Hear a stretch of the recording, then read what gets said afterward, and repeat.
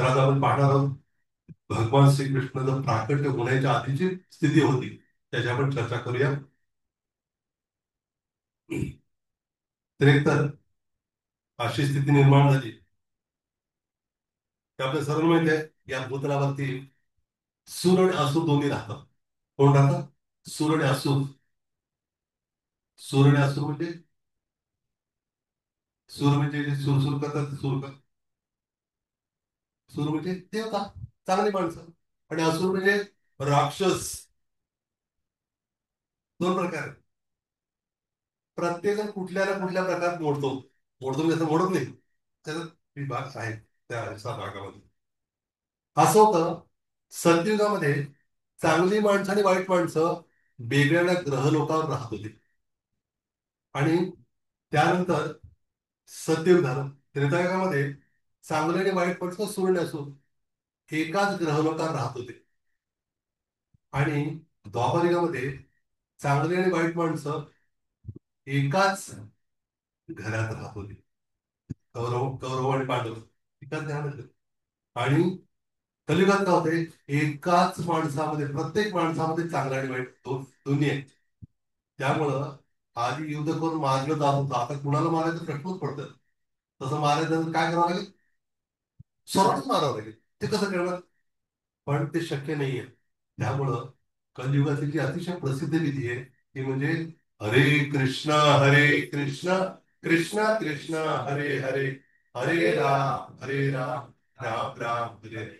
या हरे कृष्ण महामंत्राचं जप आणि कीर्तन करून आपण काय होऊ शकतो? या सगळ्या दोषातून सुटून आपण आपल्यातला जो असुर बसलाय लपून, कोणतरी म्हटलं असं चिडून, मेरे अंदर के जानवर को मत जगा. तो म्हटला, अच्छा तेरे अंदर जानवर बैठा क्या? अरे तेरे ने सबके अंदर, सर्वांच्या आत बसलाय तो. त्यामुळे त्याला काढणं महत्वाचं आहे. आणि मुख्य मुद्दा हा आहे की आपल्या आत असुर आहे याचा स्वीकार करणं फार महत्वाचं आहे. आपण स्वीकारच करत नाही. बरोबर ना? आत असुर बसलाय या गोष्टीचा आपण काय करत नाही, स्वीकार नाही करत. मग तिथनच इंग्लिशमध्ये आलं म्हणतात जस्टिफिकेशन. सुरुवातीला आपण कारण सांगतो, हे होईल ते होईल ते होईल, पण आपण स्वीकार नाही करत. पण सुरुवात कुठून होते, आपण स्वीकार करायला हवं की हो म्हणे, ऍक्सेप्ट, की हात आहे बाबा असलाय. आणि नंतर पुढची प्रक्रिया सुरू होते, टप्पे पुढचे. आणि भगवंत एवढे दयाळू आहे, भगवान श्रीकृष्ण, की भगवंत प्रत्येक युगामध्ये येतात आणि काय करतात, आपल्याला परत ज्या ठिकाणी चांगलं आणि वाईट प्रकार नाहीये तिथं काय फक्त चांगलं नाही, आता चांगलं आहे म्हणजे काय आलं, परत वाईट पण आलं ना, नाही का? सुख आहे म्हणजे काय आलं? सुख आलं. गरीब आहे म्हणजे आपण एखादा गरीब म्हणतो पण श्रीमंत कोणते आहेत पण.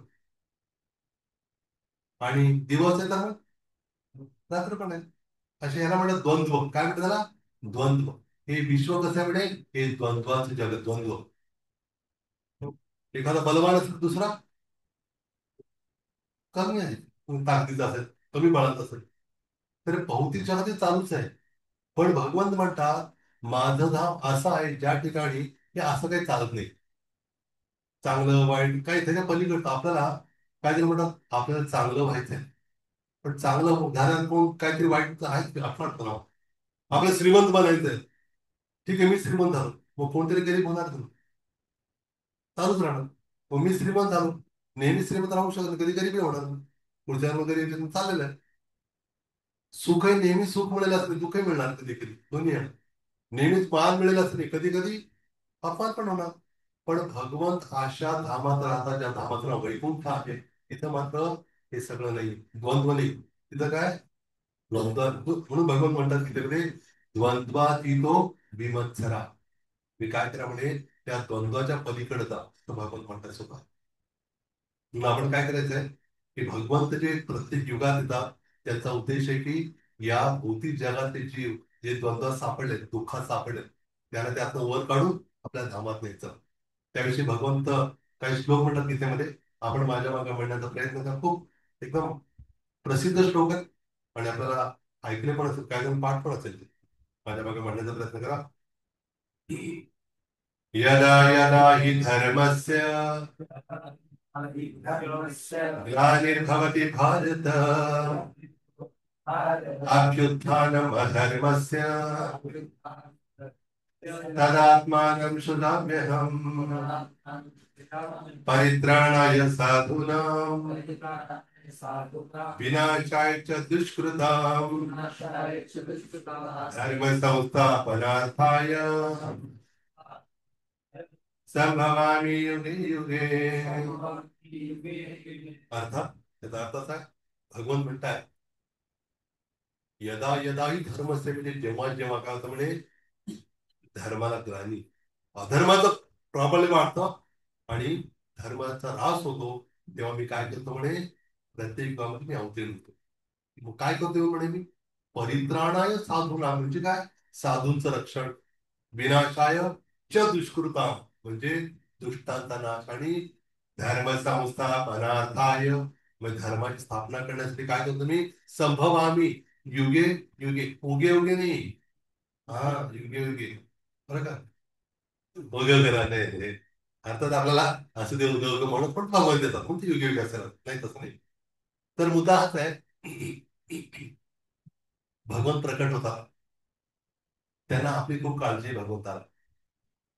आपल्याला भगवंताकडे जाण्याची एवढी काळजी नव्हती तेवढी कोणाला आहे भगवंताला आहे. कारण भगवंताला माहिती आहे आई वडील आहेत मूल कुठं दूर गेलं तर त्या आई वडिलांना त्याला दुःख होत असतं. तसं आपण आपल्या आई वडील कोण भगवंत आहे विठोबा विठू माऊली आणि विठोबा ते आपले माता पिता आहेत. तर त्यामुळे आपण दूर असल्यामुळे भगवंत येऊन इथं विटेवर उभे राहिले का बरं आपण त्यांच्याकडे जाऊ नये त्याला काळजी भगवंताला. म्हणून मग एकदा अशी परिस्थिती निर्माण झाली काय ते शिकत आहे ते गाईचं गाईचं आहे तर गाईचं एक मिनिट रिमोट रिमोट रिमोट कुठे आहे? इथं click करा. इथं बघा पाहिजे.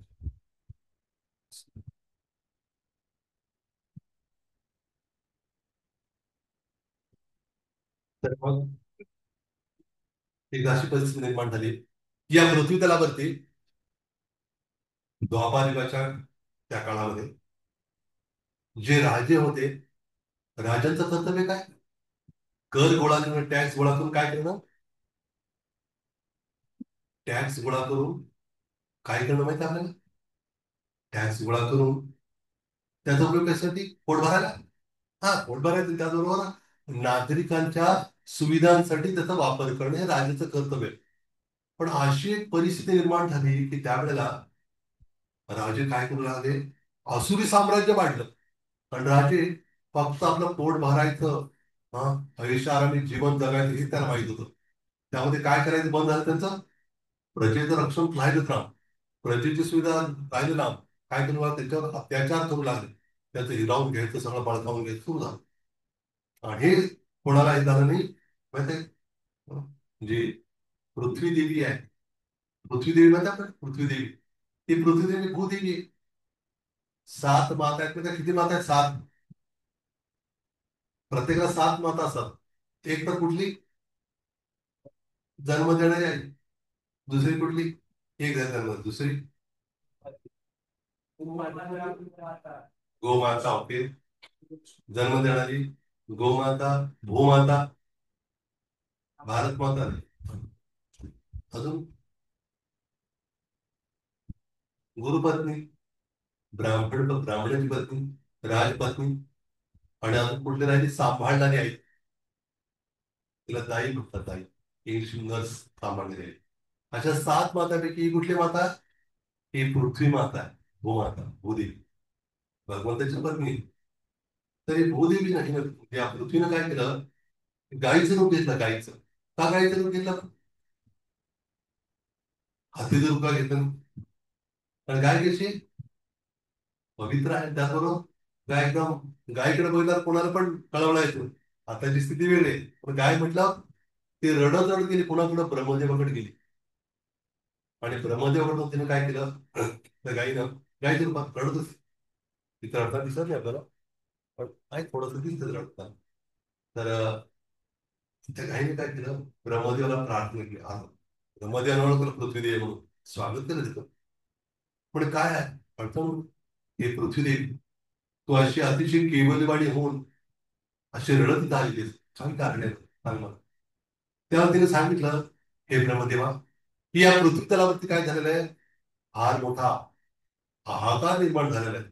आणि जे राजे आहेत त्यांचं आसुरी साम्राज्य वाढल्यामुळं ते काय करू लागलेले आहेत, लोकांची पिळवणूक करतायत आणि त्याला सुख समाधान काही प्राप्त होत नाही. आणि असं म्हटलेलं आहे, पृथ्वीवरती जेव्हा असुर चालतो तेव्हा त्याला त्याचा फार वाटतो जास्त, पण भक्त चालल्यावर तिला आनंद होतो. त्यामुळे तुम्ही चालत असताना आनंद होतो. हं? आणि बाकीचे चालताना त्रास होतो. तर त्यामुळं असुरी साम्राज्य वाढल्यामुळे ब्रह्मदेव म्हटले, चिंता करू नकोस. आपण काय करूया, कुठे गेले मग सगळे, हे सगळे पोचले कुठं, क्षीरसागर.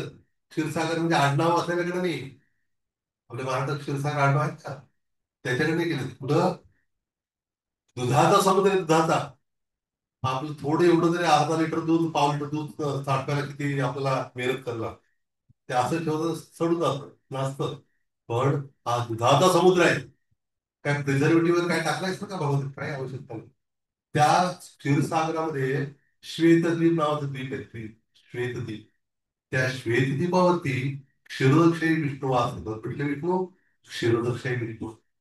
तीन विष्णू आहेत, एक तर कार्डोदक्षाई विष्णू, गर्भदक्षाई विष्णू, तिसरे कोण आहे, क्षीरोदक्षाई विष्णू. तो जो क्षीरसागर आहे, तो क्षीरसागर भौतिक जगात जरी असला तरी तो अध्यात्माचं एक्सटेन्शन काउंटर आहे. जसं काही ठिकाणी रेल्वे स्टेशन नसतं, पण ते तिकीट मिळतात रेल्वेची. एखादं ऑफिस केलं नसतं रेल्वेच्या वरून, तिथं जाण्यापेक्षा इथं मिळेल तिकीट. तर त्यामुळं ते एक्सटेन्शन काउंटर असल्यासारखं वैकुंठाचं ते क्षीरसागर.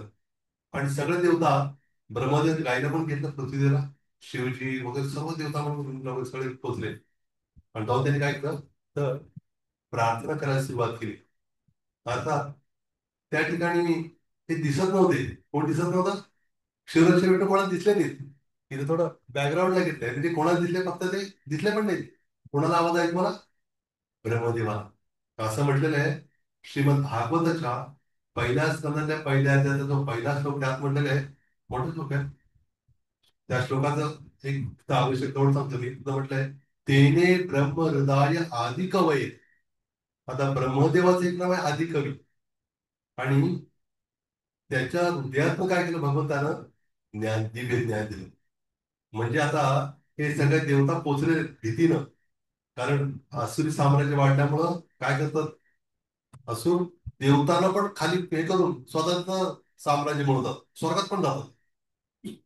आणि मग झालं काय, की ते सगळं बघितले आता. भगवंताला त्यांनी प्रार्थना केली पुरुष सुक्त म्हणून. पुरुष सुक्त म्हणून ऋग्वेदामध्ये स्तुती आहे भगवंताची.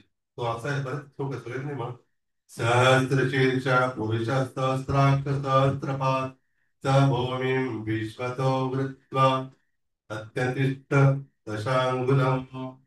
बरेच लोक सगळ्यांनी म्हणतो, ते म्हणायचं मीटर वगैरे बरं खूप. तर ते म्हटल्यानंतर भगवंत प्रसन्न झाले, पण दिसले नाही. फक्त आवाज ऐकवाला, फक्त ब्रह्मदेवाला हृदयातून. असं म्हटलेलं आहे, भगवंताने त्या हृदयातून ज्ञान दिले. म्हणजे एका दृष्टीने काय झालं म्हणजे, दीक्षा झाली त्याची. दीक्षा, दीक्षा माहिती आहे तुम्हाला, रिक्षा नाही, दीक्षा. काय तर दीक्षा घ्यायला रिक्षामध्ये येतात, येऊ शकतात, पण दीक्षा म्हणजे फार वेगळी प्रक्रिया आहे. दीक्षा म्हणजे गुरु काय करतात, आपल्या शिष्याला दिव्य ज्ञान प्रदान करतात. आणि ब्रह्मदेव ते ज्ञान घेतलं. आणि मग त्यांनी सर्वांना सांगितलं की चिंता करू नका, की लवकरच भगवंत प्रकट होणार आहे. की तुम्हाला जी काळजी वाटते आपल्याला, ती काळजी भगवंताला पण वाटते. त्यामुळे भगवंतानं आधी सगळं नियोजन करून ठेवलेलं आहे. तर भगवंत स्वतः काय करणार आहे, लवकरच मथुरेमध्ये यदुकुळात प्रकट होणार आहे. आणि तुम्हाला सर्वांना सांगितल्यामुळे तुम्ही पण काय करा, वेगवेगळ्या रूपामध्ये देवतांनी देवपत्नींनी त्या भजलीलेमध्ये वृंदात तुम्ही पण भाग घ्या. असा उल्लेख आहे. हे देवतामध्ये विशेष म्हणजे एकदम कृष्ण भक्तीचे वरचढ झाले होते, त्यांनाच ती अनुभूती मिळाली भागवत लिलेमध्ये जाण्याची. आणि सांगितलं की तुम्ही निश्चिंत राहा, तुम्ही तुमच्या तुमच्या ठिकाणी जा, भगवंत स्मरण करा, लवकरच भगवंत येतील आणि आपलं काय करतील, उद्धार करतील. आणि जे आसुरी साम्राज्य त्यांच्या तावडीतनं आपली सुटका करतील. असं म्हणलं सगळे खुश झाले. आणि ते सगळे त्या ठिकाणी निघून गेले. आणि निघून गेले इकडे काय झालं अवस्था. भगवंत आपापल्या धामात, भगवंत बोलले होते, भगवंत तेच होते क्षीरसागर त्या श्वेतद्वीपावरती. आणि मग असं उल्लेख आहे की भगवान लवकर प्रकट होणार आहे. तर त्या 10वा जो स्कंद आहे, भागवतात किती स्कंद आहेत? 12 स्कंद आहेत. त्या 12 स्कंदापैकी जो 10वा जो स्कंद आहे त्याच्यामध्ये 90 अध्याय आहेत. किती अध्याय? 90 अध्याय. त्याच्यामध्ये 3 विभाग आहेत. कुठले 3 विभाग? एक ब्रजलीला म्हणजे वृंदावन लिला सगळं, दुसरे कुठले? मथुरा लिला, तिसरं द्वारका लिला. असे विभाग आहेत. तर आपण असं म्हटलेलं आहे, जे भगवंताचे भक्त आहेत, ते काय करतात? भगवंताच्या चरण कमळाचा पूर्ण आश्रय घेतल्यामुळं ते काय होत नाही, या भौतिक जगाच्या दुःखाचा त्यांना स्पर्श होत नाही, असं म्हणतो. तो श्लोक आहे भागवतामध्ये. अं, देवता स्तुती करताना म्हणतात, समाश्रिताये पद पल्लव प्लवम महत्पदम पुण्येशो मुरारे भवाम्बुधिर्वत्स पदम परम पदम पदम पदम यद्विपदाम न तेषाम. ज्या भौतिक जगात नेहमी पदोपदी पावलोपावली संकट असतात, अशा ठिकाणी ते राहते. कुठं राहतात ते? भगवंताच्या धामात जातात. कारण तिथं काय म्हणजे तिथं कधीच कष्ट, का बरं? ते परमपदम आहे. अशा ठिकाणी फक्त काही लोकांनी जायचं का? आपण पण जायचं? आपण कुठं राहायला पाहिजे खरं तर? इथे खूप त्रास, इथं राहणं चांगलं, काही त्रास नाही राहणं चांगलं. एखादी व्यक्ती घर जर बांधायचं असेल नवीन, काय कुठं बघणार? ज्या ठिकाणी नेहमी भांडण करता असतो, हा, तो या हा समाज तो समाज, त्याचं दंगा, हे भाग प्रसिद्ध आहे बरं का. ते असं ना, हा, अपघात, काय शब्द वापरतात? अपघात प्रवण क्षेत्र, म्हणजे नेहमी अपघात होतो. तिथं कोणी म्हणेल का इथं मी घर बांधले म्हणून? आणि तिथं गाडी तो मुद्दाम वेगाने घेऊन जात नाही, म्हणून तो थोडं काळजी घेणार बाबा, तर भरपूर अपघात झाले. तसं जो बुद्धिमान व्यक्ती विचार करतो की या भौतिक जगात आपण अनादी काळापासून त्या चक्रात फसलोय, आता काय करायचं आपल्याला? त्यातनं वर यायचंय. मग ते काय करतात? मग भगवंताचा आश्रय घेतात. आणि मग भगवंताने सांगितल्याप्रमाणे भगवान काय झाले मग? प्रकट होणारच होते. पण त्याच्या आधी घटना काय घडली? वसुदेव म्हणजे शूरसेनाचे पुत्र आहेत, वसुदेव. आणि देवकी म्हणजे देवक राजाचे पुत्र आहेत, देवकी. तर हे जे वसुदेव होते, त्या वसुदेवचं एक नाव आहे आनक दुंदुभी. काय नाव वसुदेवचं नाव? आनक दुंदुभी. तर आनक दुंदुभी नाव थोडं काही वेगळं वाटतं आपल्याला. आनक दुंदुभी म्हणजे माहिती तुम्हाला काय? की त्यांच्या त्या वसुदेवाच्या जन्माच्या वेळेला देवतांनी ते नगाऱ्यामध्ये का नगाऱ्याचं मोठं वाजत होतं, असं वाजत किंवा असं पण वाजत पाहिजे नगारे तुम्ही कधी? हं. तर ते नगाडे आणि सगळं तुतारे वाजवल्या जातात त्यांच्या जन्माच्या वेळेला. का वाजवल्या माहिती? कारण साक्षात भगवान श्रीकृष्णांचे हे पिता म्हणून नंतर त्यांचं नाव लिखित होणार. आधी त्यांना माहित होते होता. त्याने फार स्वागत केलं भगवंत जगन्नाथ महाराज. त्याने आधीच काय केलं होतं? भगवंताचं त्या वसुदेवाचं खूप हे केलं होतं, कौतुक गुणगान केलं होतं. आणि ते वसुदेव, त्यांची पत्नी, नुकताच विवाह झालेला देवकीशी. आणि देवक राजाने भरपूर हुंडा दिला, खूप आनंद आला की काय होईल म्हणून, की चांगला व्हा आपल्या मुली चांगलं हे व्हावं म्हणून. आणि भरपूर दासी पण सोबत होत्या. आणि कितीतरी हत्ती, सगळं गायी, सगळं आलं तिकडे सगळं दिलं होतं, अशी पद्धत होती पूर्वी. आणि फार सुंदर रथ सजवलेला. त्या रथामध्ये वसुदेव आणि देवकी बसले होते. आणि देवकीचा जो चुलत भाऊ, माहिती आहे नाव चुलत भाऊचं नाव? देवकीचा भाऊ कोण? कुठला कंस? माल कंस, महिरपी कंस? कंस नुसतं त्याचं नाव, त्याला मामा म्हणू शकतो. पण आपलं मामा नाही, भगवंताचा मामा होता. पण तो कंस जो होता, तर त्याने विचार केला अशी प्रथा होती की बहिणीच्या विवाह झाल्यावर काय, भाऊ बहिणीला आणि तिच्या पतीला त्याच्या घरापर्यंत सोडवलं जातं, जेणेकरून लोकांना देतात की ती नवीन नववा येत आहे, नवीन घरात जाणार आहे, काही मग ओळख ना पाळख तिकडची, त्यामुळे भाऊ पण सोबत येतो, तिला व्यवस्थित पोच करून तो पद देतो. अशी पद्धत आहे. त्याला पण फार उत्साह, त्याने म्हटलं की लगा मीच घेतो म्हणे, आता मीच रथ चालवतो. कारण बहिणीचा विवाह झाला खूप आनंदामध्ये. आणि त्या विवाहाच्या सोहळ्यामुळं निघाला विवाह आहे. रथ चालले, व्यवस्थित सगळं चाललेलं आहे. आणि बसले पण प्रसन्न आहे, देवकी पण प्रसन्न आहे. सगळं त्यांचे सगळं बाकी एकदम व्यवस्थित चाललेलं आहे. पण वर देवतांनी पाहिलं, काय होईल? कंस जर अशी सेवा करू लागला, दुष्ट माणूस हा, तर होणार काय गडबड आता? तर मोठीच गडबड होणार, की याचं आसुरी प्रवृत्ती असून सुद्धा काय होईल? याचं वध लवकर होणार नाही. म्हणून एक आकाशवाणी केली देवतांनी. माहिती काय आकाशवाणी केली? आकाशवाणीचा आवाज ऐकला असावा. आवाज असा ऐकला, बोल कंसा, तुला माहितीये का, ज्या देवकीचा रथ घेऊन तू चाललेला आहेस, तीच देवकी काय होईल? तिचा 8वा गर्भ, गर्भ शब्द वापरलाय, 8वा गर्भ. तर असं म्हटलेलं आहे, अस्य त्वामष्टमो गर्भो हंतायाम वहसे बुध. अबुध म्हणजे मूर्ख, अबुध, बुद्धिमान नाही ते मूर्खा. तुझ्या बहिणीला घेऊन चालत ना, तिथं 8वा गर्भ तुझं काय करेल? वध करणार असं म्हणताच काय केलं? लगेच रथ थांबवला. ते पुढचं आहे, त्याच्या लावून गेले थोडं.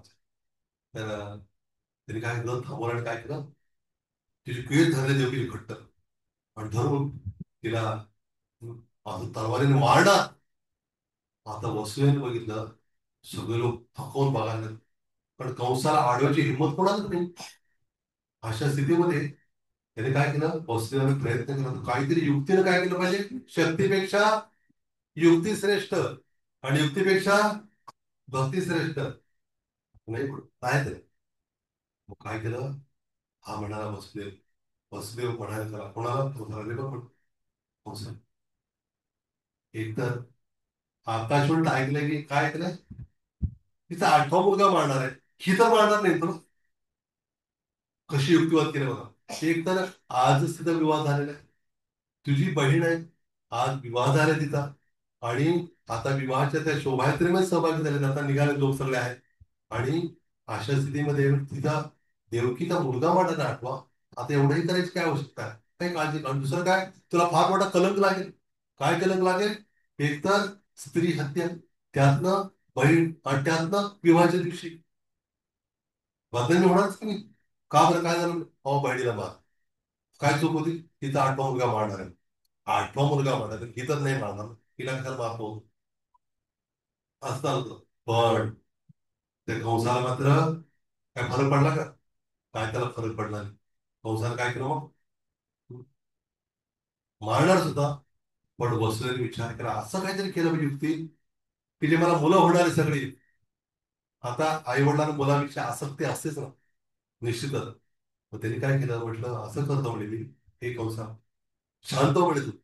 मला जन्माला सर्व सर्वच्या सर्व मुलं मी तुझ्या हवाले करेन, मी वचन देतो तुला. असं म्हटल्यावर कंसाने विचार केला, वसुदेवावर त्याचा विश्वास होता. वसुदेव जे बोलेल, बस, त्यात कोणी बदल करू शकणार नाही. आणि मग हे काय केलं? त्या वसुदेव शब्दावर विश्वास ठेवून त्यानं ठीक आहे, आता मारणं सोडतो. आणि सोडलं, आणि आली परत. आणि पहिलं मूल झालं. पहिलं मूल झालं व्हायच्या आधी झालं. ते तर नंतरचा प्रसंग, ते सगळे स्लाईड नाही घेतल्या. म्हणजे पहिलं मूल झालं, ते मूल झाल्या झाल्या त्याने काय केलं? मुलं घेतलं. देवकीची इच्छा होत नव्हती, तिला माहिती की आपला भाऊ क्रूर आहे म्हणून. मुलाला घेतलं आणि कंसाला भेटायला आला तो वसुदेव. आणि कंसाला म्हटलं, आपण पहिला मूल मारतो, तुझा भाचा हे म्हटल्यावर कंसाने म्हटलं, कंसा थोडी थोडी दया घ्या आतमध्ये. तो म्हटलं नाही म्हणे, की काय लहान मुलं आहे, पहिलं तर नाही मारणार, तो मारणार, त्यामुळे तू घेऊन जा म्हणे.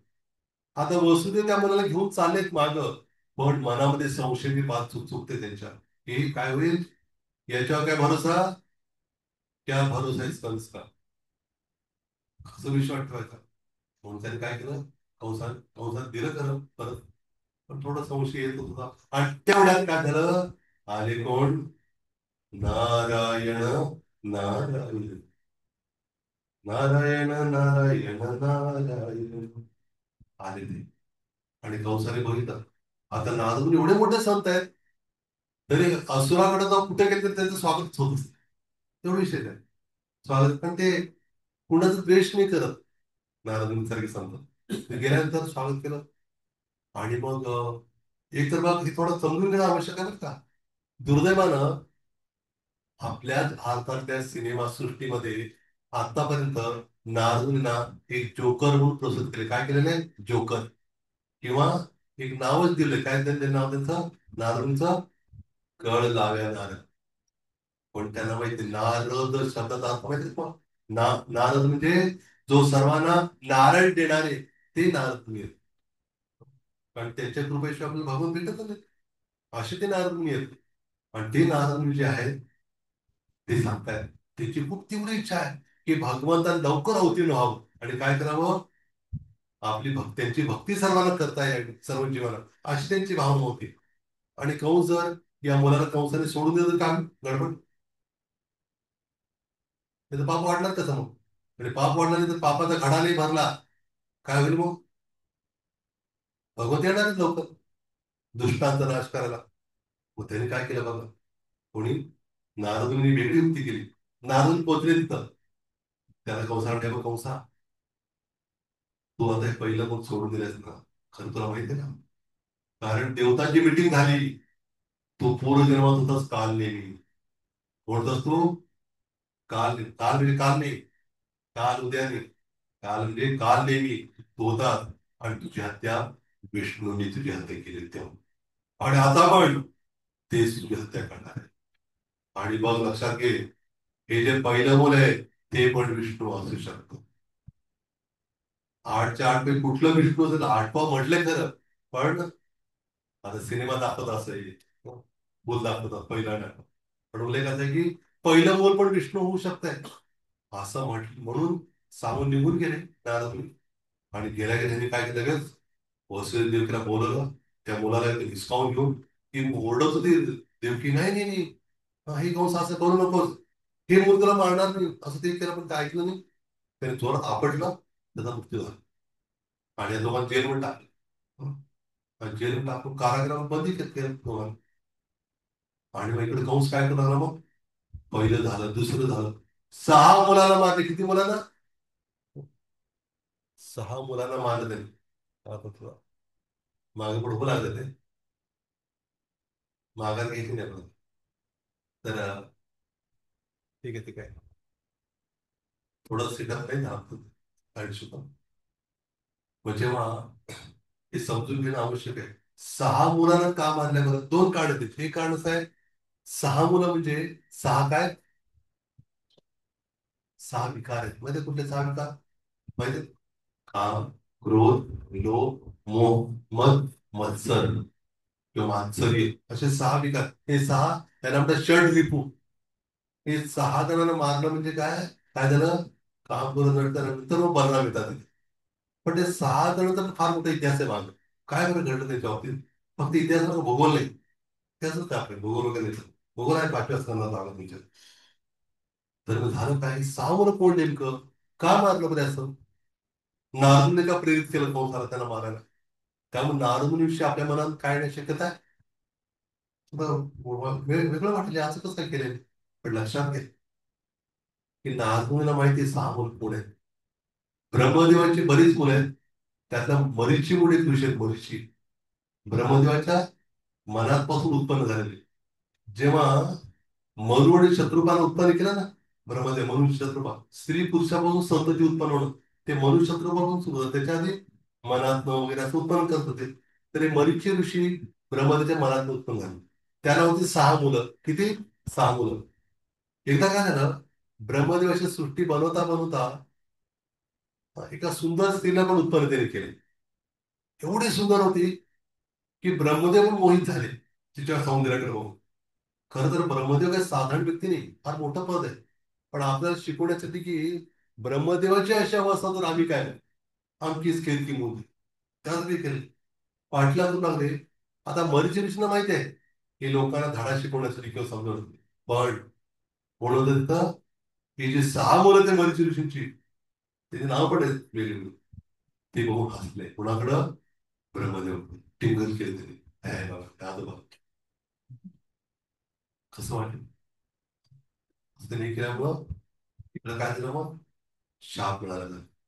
काय शाप दिला त्यांना? शाप असं मिळाला की तुम्ही एवढा हसताय, हा, तुम्हाला माहित नाही वस्तुस्थिती काय ती.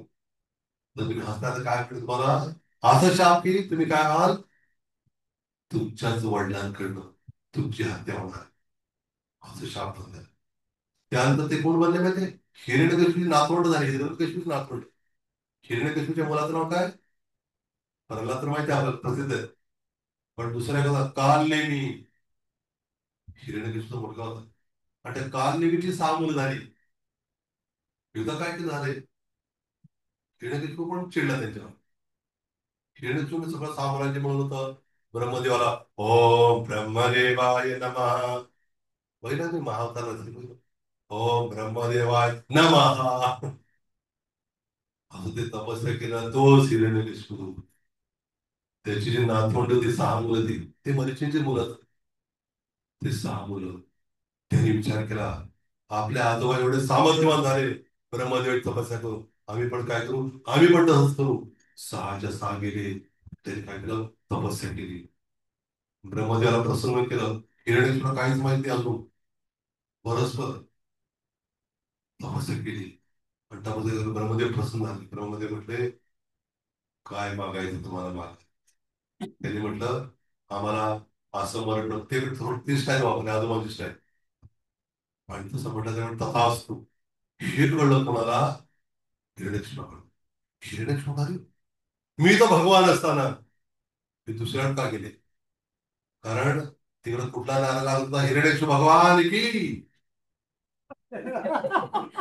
हा, ते वाटलं काहीतरी गडबड आहे. प्रभू सुद्धा आहे, सत्यला काही सावध राहा बरं का. मला कुठले भारत माता की जय की म्हटलं की लगेच की शब्द आला, आपल्या की भेटती चावी. की म्हटलं की उघडतो तू जय. कोणाचं गात राहायचे. तर मग झालं का त्याने शाप दिला, मूर्खानो, तुम्हाला कळत नाही का म्हणे, मी असताना पण, मी भगवान असताना तुम्ही दुसऱ्याची का म्हणजे हे केलं, भक्ती केली, तर मी तुम्हाला शाप देतो की तुमच्या पुढच्या जन्मामध्ये तुझा बापच, तुमचे वडील काय करणार, तुझा वध करणार आहे. आणि तोच कालनेमी पुढच्या जन्मात काय म्हणला, कालनेमीचा वध पण केला भगवंतानं. आणि पुढच्या जन्मात तोच कालनेमी काय म्हणला, जो काल नेहमी काल होता, तो आज काय म्हणला, तो म्हणला कंस. कंसात राहिला नाही तो, नाव कंस होत त्याचं. पण तो कंस त्याने काय केलं माहितीये, त्याच्या 6 मुलांना मारलं. त्याला माहित नाही माझीच मुलं होती म्हणून पूर्वजन्मात. नारदला माहिती. म्हणून आपल्याला कळलं की नारदुनीने सांगितलं का बरं, कारण ते ठरलेलंच आहे, मी सांगू दे ना सांगू दे. उलट काय होईल, त्याला सोडण्यापेक्षा मारून हातात संपवलं की त्याला परत पुढचं आदित्य शरीर मिळणार. आणि अजून एक विशेष गोष्ट म्हणजे, जेव्हा भगवान श्रीकृष्ण पुढं मग कंसाचा वध वगैरे करतील नंतर प्रसंगी, त्या आता लगेच कनेक्टेड होऊन सांगतो. कंसाचा वध व्हायला मिळेल थोडा, आज थोडंसं आपण पुढचं मी सांगतो. कंसाचा वध झाल्यानंतर कृष्ण आणि बलराम अजून शाळेतच घातले होते त्याला. शिकतच नव्हतं, शिकलेच नव्हते. आणि काय, त्यांना उज्जैनमध्ये गेले. उज्जैनमध्ये कोणाचा आश्रम होता माहिती का, वसिष्ठ मुनीच्या आश्रमात शिकले, बरोबर आहे ना? असं आहे का? सांदीपनी ऋषी, त्या सांदीपनी ऋषीच्या आश्रमात शिकले. कोण? कृष्णाने बलराम. त्यांच्यावर अजून कोण होतं का? सुद्धा पण होतं. ते शिकले. 64 दिवसात 64 करा. त्यांनी काय केलं माहितीये का, त्यांनी सांगितलं की की तुम्ही एवढं सगळं चांगलं हे केलेलं आहे ना. तर त्या सांदीपनी मुनीची पत्नी म्हणाली की तुम्ही काय करा म्हणे, असं करा की तुम्ही त्याला आपलं, एवढं ताकदवान दिसतात ते 2 मुलं, तर आपण गुरुदक्षिणा जेव्हा म्हणतो तर काय दक्षिणा दे म्हणून, काय बाकीचं काय आहे आपल्याकडे, पण काय नका म्हणे, आपला जो मृत पुत्र आहे त्याला हे आणतील नक्की. सांदीपनी ऋषी म्हणाले, हो तसंच कसं बरं काय. हो, त्यांनी काय केलं, सांदीपनी मुलींनी तिचे माने कृष्ण बनला. म्हणे आता आमचं शिक्षण झालं निघतो आम्ही. आणि काय आता गुरुदक्षिणा काय द्यायची, काही नाही म्हणे, आमचा वृत्तपत्र आणा. गेले लगेच. कुठे गेले माहिती का, समुद्राकडं. तिथं तो समुद्रदेवाला म्हटलं दोघांनी, सांग म्हणे आमच्या गुरूंचा पत्र कुठं आहे. तर त्यांनी म्हटलं, क्षमा करा मला तर माहित नाही. तो जो एक राक्षस होता, त्या राक्षसाला काय, पंचजन राक्षस पंचजन. तर त्याने गिळलं होतं तुमच्या मुलाला, असं आहे का म्हणून आत गेले समुद्रात. तो पंचजन शंखासारखा आकारात होता तो. त्याला मारलं. त्यात मुलगा नव्हता. अरे रोगच मार, पण शंख घेतला. म्हणून काय झालं नाव त्या शंखाचं नाव? पांचजन्यम. देवदत्तम पांचजन्यम ऋषिकेशो देवदत्तम धनंजय. म्हणजे भगवान श्रीकृष्णाच्या शंखाचं नाव काय? पांचजन्य. आणि अर्जुनाच्या शंखाचं नाव देवदत्तम धनंजय. अर्जुनाच्या शंखाचं नाव देवदत्त. अशा प्रत्येक शंखाचे नाव. तुमच्या काय शंख वाजवायला? कलियुगात काही शंख सगळ्यांकडेच आहेत. सगळे शंख हलत आहेत नाथराम. तर त्यामुळं त्यांचं पृथ्वी गेले. त्यांना म्हटलं अरे उगाच मारला याच्याकडे होता. यमलोकात गेले. यमराज स्वागत केले. आणि यमराज कोण आहेत? यमराज कोण आहे सांग. त्याने एकदा यमदूताला सांगितलं होतं की आम्ही 12 जण आहोत. आम्हाला 12 जणांनाच काय तेवढं. आम्हाला फक्त 12 जणांनाच काही ते की दिव्य ज्ञान आहे आमच्याकडे. महाजनो येन कथा सपंता. असं म्हटलंय शास्त्रामध्ये. तर्को प्रतिष्ठा श्रुतयो विभिन्ना नासा मनुष्यस्य मतं न भिन्नम धर्मस्य तत्त्वं निहितं गुहायाम. तुला माहिती का? महाजनो येन गता सपंता. म्हणजे भरपूर तर्क वितर्क करतात ऋषीमुनी, पण शेवटी एकमत होत नाही. बरं दाव भक्तीची तत्व गेली कुठं? कुठं गेली काय? कुठे गेली? जे महाजन आहेत. कुठले महाजन? प्रमोद महाजन वगैरे नाही. 12 महाजन. त्यांचं आडनाव महाजन नाहीये. त्यांच्या हृदयामध्ये हे भक्तीचं तत्व आहे. त्यांनी काय केलं मग? त्यांनी त्याचा स्वीकार केला. हरे कृष्ण.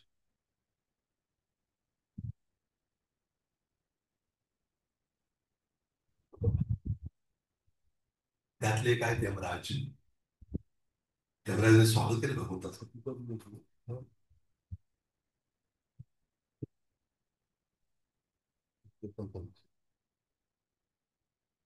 तर मग जेव्हा यमराजाने स्वतःला माहिती भगवंताला स्वागत केलं काय म्हणून. भगवान म्हटले की तुम्हाला माहितच आहे आम्ही कोण आहे. तर काय करा म्हणे आमच्या गुरूंचा वृत्तपत्र आणून द्या परत. त्याने आणून दिलं लगेच. आणून द्यावर मग ते घेऊन आले सांदीप ऋषींकडं. आणि त्याच्या पत्नीने हवाली केलं. निघाले. आणि ही गोष्ट कोणाला माहित होती? वासुदेव देवकीला माहित होती. कंसाचा वध झाल्यानंतर वासुदेव देवकीने जेव्हा भेटले कृष्ण, तेव्हा देवकी म्हणाली हे कृष्ण म्हणे मी असं ऐकलंय. काय ऐकलंय मी? की तुम्ही दोघांनी काय केलं की तुमच्या गुरुच्या पुत्राला परत आणून दिलं म्हणजे यमलोकात. तर माझी काय इच्छा आहे. आपली जे 6 मुलं पाहिजेत म्हणे परत. कुठे गेले माहिती का ते? कुठे पोहोचले माहिती आहे? कुठल्या लोकात गेले कोणाला माहिती का? सुतल लोकात. सुतल. त्या सुतल लोकात गेले. बली महाराजांना ते माहित होतं. त्याला भेटून त्यांनी काय केलं? ते 6 मुलं परत आणली. ती 6 मुलं आहेत. आणि नंतर त्यांना काय प्राप्त झालं मग? आणि विशेष म्हणजे त्यांना देवकीने त्यांना त्यांचं स्तनपान केलं. म्हणजे 6 मुलं भलेही तरी हे झालं तरी सुद्धा ते भगवंताच्या दिलेवर सहभागी झाले एका दृष्टीने. कारण ते ब्रह्मदेवची मुलं होती. हम्म. आणि त्यामुळे त्यांना हा प्रसंग झाला 6 मुलांचा. आता मुद्दा असा आहे ही जी 6 मुलं तर गेली. देवकी 7व्यांदा गर्भवती होती. कितव्यांदा? 7व्यांदा. 7व्यांदा गर्भवती होती. आणि तिच्या गर्भात कोण होतं? साक्षात बलराम, ज्याची आज जयंती आहे. बोलो बलराम भगवान की जय. तर आज बलराम जयंती. ते साक्षात बलराम तिच्या उदरामध्ये गर्भामध्ये प्रवेश करत गेले. आणि मग झालं काय? भगवान श्रीकृष्णांनी एकदा योगमायेला बोलवलं. योगमाया 2 माया आहेत. एक आहे योगमाया, दुसरी आहे महामाया. महामाया काय करते? भौतिक जगामध्ये 2 काम आहेत तिथे. कुठले? एक तर जीवांना कृष्णाचं विस्मरण घडून आणणं. एक दुसरं जीवांना काय करणं? त्यांच्या गुन्ह्याबद्दल शिक्षा देणं. 2 कार्य. आणि योगमायेचं कार्य काय? प्रत्येक जीवाला कृष्णाशी जोडणं योगमायेचं कार्य. आपण भौतिक जगात आल्यामुळं आपल्या कोणाद्वारे संचालन होतं आपलं? महामायेद्वारे. शिक्षामध्ये आपल्याला कृष्णाला विसरल्यामुळं. आणि कृष्णाला विसरायला होती ती का, आपली इच्छा आहे आपल्याला कृष्ण नको आहेत म्हणून. अशा रीतीनं पण बोलवलं कोणाला तरी योगमाया. आणि सांगितलं हे बघ म्हणे तू काय कर, हे योगमाय जा म्हणे. कुठं जायचं तू. दोन काम सांगितलं तिला. एक सांगितलं तू काय कर, जो देवकीच्या गर्भ जो गर्भ आहे ना, त्या गर्भाला कुठं स्थानांतरित करायचं आहे, रोहिणीच्या उदरात स्थानांतरित करायचं. रोहिणी ते गोकुळामध्ये. रोहिणी कोणाची पत्नी होती, वसुदेवची पत्नी ती पण. वसुदेवच्या 16 पत्नी होत्या, त्यातले मुख्य देवकी आणि रोहिणी आणि बाकीचे पण आहेत. त्या रोहिणीच्या उदरात स्थानांतरित करायचं एक सांगितलं. आणि दुसरं काय सांगितलं, तू यशोदीची कन्या म्हणून जन्म आले. दोन गोष्टी सांगितलं. ते म्हणले, ठीक आहे म्हणे. तिने काय म्हटलं म्हणे, हो म्हणताना काय म्हटलं माहिती तुम्हाला, भागवत तुला एक हो कशी म्हटली होती का, ओम म्हणाली, ओम. हो नाही ओम. ओम म्हणजे हो. कदाच मला असं वाटतं की ओम ओम ओम हो हो. कारण आपण हो म्हणतो हो, तर हो खरं तर कुठलं रूपांतर असेल ओम. कोणी ते करणार का ओम, लोकांना कळणार की अरे हो तर म्हण की ओम. अरे ओम काय हो म्हणाली. पण सर्वांना तुम्ही म्हणू नका की तर आता हो घेणार का हो. काय फिरलंय का व्हायचं. पण तुम्ही तिथे गरज ना, आता माझ्या तुम्ही म्हटलं मला कळेल. ते जगन्नाथ सुद्धा महाराज. मग त्याने काय केलं, त्या योग माझ्या म्हटलं ठीक आहे तसं करेन. तिला हलवलं त्या गर्भातून कुठं, रुपेच्या होतं. आणि इकडं चर्चा सुरू झाली, खवसाने पत्ता लागला. अरे गर्भवती होती काय झालं. मग सगळे म्हणले तर गर्भ गळून गेलेला आहे, गर्भपात झाला तिथं. सगळ्या लोकांना दुःख वाटलं, अरे रे हे झालं. आणि इकडं कृष्णाची इच्छेने झाल्यामुळं सुरुवातीला आश्चर्य वाटलं. रोहिणी इकडे आहे आणि वसुली तिकडे आहे, मग ही गर्भवती कशी झाली. नंतर म्हटलंय कृष्णाची इच्छा आहे, मग सर्वांना कळून चुकलं भगवंताची इच्छा होती तशी. आणि ती तिथं बलरामदेव प्रकट झाले. कुठं, बलराम कुठं प्रकट झाले माहिती आपल्याला, कुठं? गोकुळामध्ये. रोहिणी गोकुळात राहत होती, नंदा आश्रयामध्ये. तिथं जन्म झाला बलरामांचा. आपण जर गोकुळात गेला तर गेले गोकुळात कोणी आपल्यापैकी, गोकुळात कोण कोण गेले, बस थोडे. आणि बाकीचे त्याचे गेले असेल तर काय करा, जायच्या आधी एकदा जाऊन येतो पुढे. पुढे जायच्या आधी तर त्या गोकुळामध्ये ते जन्म झाला. ते सांगतात हे बलरामाचं जन्मस्थान आहे म्हणून. आणि आज जाताना माहिती आहे तुम्हाला, आज जाताना काय करायला होतं आपल्या सर्वांना, काय सांगतो, गोकुळामध्ये बलरामाचं जन्मस्थान हे जायच्या आधी दोन गोष्टी सांगते. एक तर काय, तर उभारून जाऊ नका, खाली जा हे करा. आणि दुसरं एक सांगतात काय माहिती, हसायचं. काय करा म्हणतात, हसायचं. हसा. काय तुम्ही हसत झाला, लोक हास्यक्रम जाऊन हा, जाऊन हसत हा हा हा हा. मला आठवतं बऱ्याच ठिकाणी जाताना काय जण ते आयुष्यवरनं हसलेले कधी, ते जाऊन काय करतो म्हणजे हा हा हा हसतात आणि घरी रडतात. कारण भौतिक रडण्याचंच आहे म्हणजे. पण भक्तगण कसं असतात भेटतात, हसतात खेळतात हा. पण ते हसणं केलं बाहेर नाही चालत, बाहेर एकदम गंभीर होतं कोण हसलं तरी. एक जण विदेशातले भक्त सांगत होते बरेच जण, की परदेशामध्ये आपण कसं होतंय, कोणी शेजारी बसला आपल्या बसमध्ये किंवा ट्रेनमध्ये, आपण विचारतो कुठं चाललाय काय नाही. तिथं पूर्ण प्रवास होईपर्यंत अजिबात बोलत नाही कोणाशी. आता मोबाईल आली, आता मोबाईल आल्यावर आपण पण तसे झालो. 10 लोक बसल्यावर एवढी चर्चा व्हायची रंगायची पूर्वी, आता काय 10 जण प्रत्येकाकडे मोबाईल असतो. ते मोबाईल मध्ये 1,000 10,000 किलोमीटरच्या व्यक्तीशी बोलत असतात फेसबुकवर, तर फेस पण दिसत नाही. त्याची बोलत पण शेजाऱ्याशी बोलत नाही. आहे की नाही माझ्या कमाल, चमत्कार आहे ना. नमस्कार करायचा आपण चमत्काराला त्या लेखनात, पण अवघड आहे ना. तर त्यामुळे त्यांनी काय केलं मग, कोणाचा प्रसंग झाला का ते आपल्याला, गोकुळ हसण्याचा प्रसंग झाला. हा, बल्लाबद्दल जाताना काय करावं होतं आपल्याला, हसायचं हसा म्हणून. ते हसू झालं.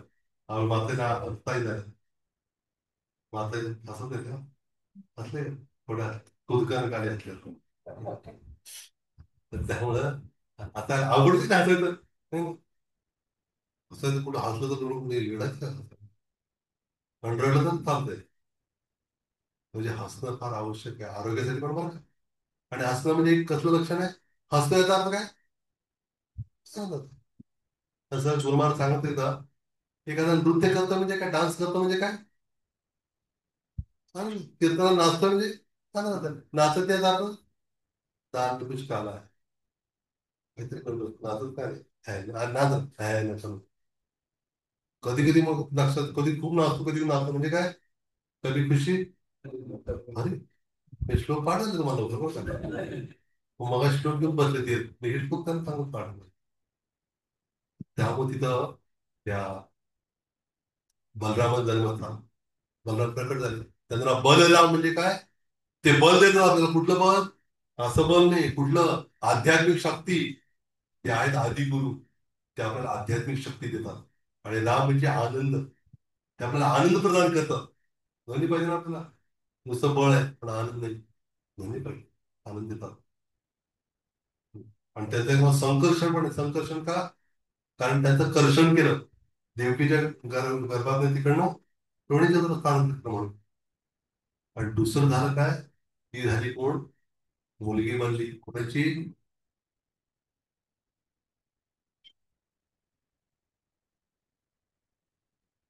ती मुलगी, एक मुलगी झाली ना. कोणाच झाली ती? यशोदा झाली मुलगी. आता किती झाले मुलं एकूण? देवकीचे सहा तर मारले गेले. सातवं मला तिकडे शिफ्ट झालं. आता किती, कुठला नंबर राहिलाय? आठवा. आठवा आता. त्या आठव्याला.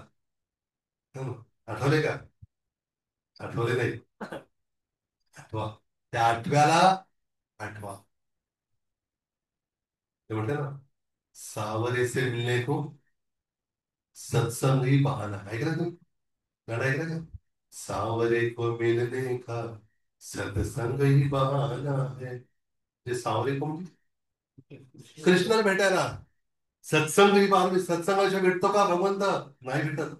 आपण किती प्रयत्न केला भगवंत भेटतील, नाहीच भेटणार का? सत्संग महत्वाचा आहे. म्हणून म्हटलेलं साधू संग सर्व शास्त्रिक आहे. लव मात्रे साधू संग सर्व सिद्धी आहे. पण साधू संघाशिवाय काही खरं नाही आपलं. आणि सगळ्या सिद्धी म्हणजे कुठल्या? सर्वात मोठी सिद्धी कुठली माहिती आपल्याला? कृष्ण प्रेम. हे कृष्ण प्रेम कधी प्राप्त होईल? जेव्हा आपल्याला काय मिळेल? सत्संग. फक्त संगतीशिवाय नाही. कुठल्या हॉटेलात म्हटलं जाऊ आम्हाला सत्संग द्या, नाही भेटणार. ते म्हटलं आम्ही दोन वडा देऊ, पाव देऊ. देवा मला पाव, देवा मला वडा. देवाला पावच म्हटलं, वडा नाही मागत ना. तर मग भक्त भगवंताशिवाय जगू शकत नाही. भगवंत भक्ताशिवाय त्याला हे वाटत तर म्हणते. तर भगवंत गेले बलराम तिकडं. आणि आता आठव्यांदा ती गर्भवती राहिली देवकी. आता तो प्रसंग खूप महत्वाचा आहे, पण लक्षात द्या सर्वांना. तो प्रसंग असा आहे, देवकी आठव्यांदा गर्भवती राहिली तर खूप विशेष प्रसंग, विलक्षण प्रसंग. तर भगवंत वासुदेवाच्या आधी मनात प्रकट झाले. कुठं? वसुदेवाच्या मनात प्रकट झाले. मनात. असं उल्लेख आहे मनातच का प्रकट झाले? कारण सर्वात जास्त त्रास देणारे इंद्रिय कुठला? मनच आहे. फार अवघड आहे. आपण इथं बसलं तरी मन कुठं जाऊ शकतं? सगळ्यात करू शकतं मन. म्हणून त्या मनाला काय करणं आवश्यक आहे? आवर घालणं फार आवश्यक आहे. आणि भगवंत म्हटले, काळजी करू नका, मी येतोय ना आता. काय करेन मी? मन. तुझं मन काय करेन मी? ते म्हणून भगवंताचं नाव गोविंद आहे. गोविंद माहिती का? गोविंद म्हणजे दोन अर्थात गोविंदचे. गोविंद म्हणजे गो म्हणजे इंद्रिय आणि गो म्हणजे गाय. जे गायींना आणि इंद्रियांना आनंद देणार ते कोण आहेत? गोविंद आहेत. असं ती व्याख्या आहे. तर भगवंत वसुदेवाच्या मनामध्ये प्रकट झाले आहे. आणि त्याच्यात कुठं? मनात ना कुठे गेले पाहिजे? असं म्हटलंय, जेव्हा भगवंत वसुदेवाच्या मनात प्रकट झाले त्यावेळेला काय झालं माहितीये तुम्हाला? त्यावेळेला वसुदेव अतिशय सुंदर दिसत होते, खूप सुंदर. एवढं सुंदर कधी दिसत नव्हतं. का? मनात कोण आहे? भगवंत आहे. तेव्हा आपल्या मनामध्ये जेव्हा भगवंत येतात तेव्हा काय होतं? आपण पण खरं सुंदर खरं सौंदर्य प्रकट होत आहे. नाहीतर बाकी सौंदर्य कसं आहे? होते. तर त्यामुळे भगवंत त्यांच्या मनात आले आहे. आणि मनात आल्यावर तिथं कुठे गेले माहिती? कुठे गेले? ते भगवान कुठे गेले? गाडी कुठे गेली सगळं तिकडे गेली गाडी. भगवान कुठे गेले? देवकीच्या मनावर. प्रभात म्हणतात त्या ठिकाणी की जेव्हा वसुदेवाच्या मनात ना भगवंत देवकीच्या मनात गेले, म्हणजे काय अर्थ काय? दीक्षा झाली, दीक्षा. गुरु जेव्हा, आध्यात्मिक गुरु आपल्या शिष्याला जेव्हा शिष्य बनवत होतात ते नंतर जीवाला दीक्षा देतात, म्हणजे काय करतात म्हणजे दीक्षा देणं म्हणजे काय? गुरुमात खूप वेळा म्हणतात आज तुमची दीक्षा होते हरिनाम दीक्षा, म्हणजे आज तुम्हाला हरी प्राप्त होतात. हरी, हरिनाम म्हणजे हरी आहेत, कृष्ण आहेत.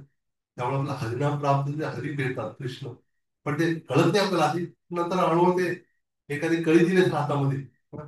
पण त्याला आधी कळणार, ती कळी नंतर काय होणार आहे? उमलणार आहे, फुल होणार आहे. तसं त्यांनी काय केलं मग? सांगितलं की पण हा काय होणार आहे? कुठला प्रसंग चालला आपला?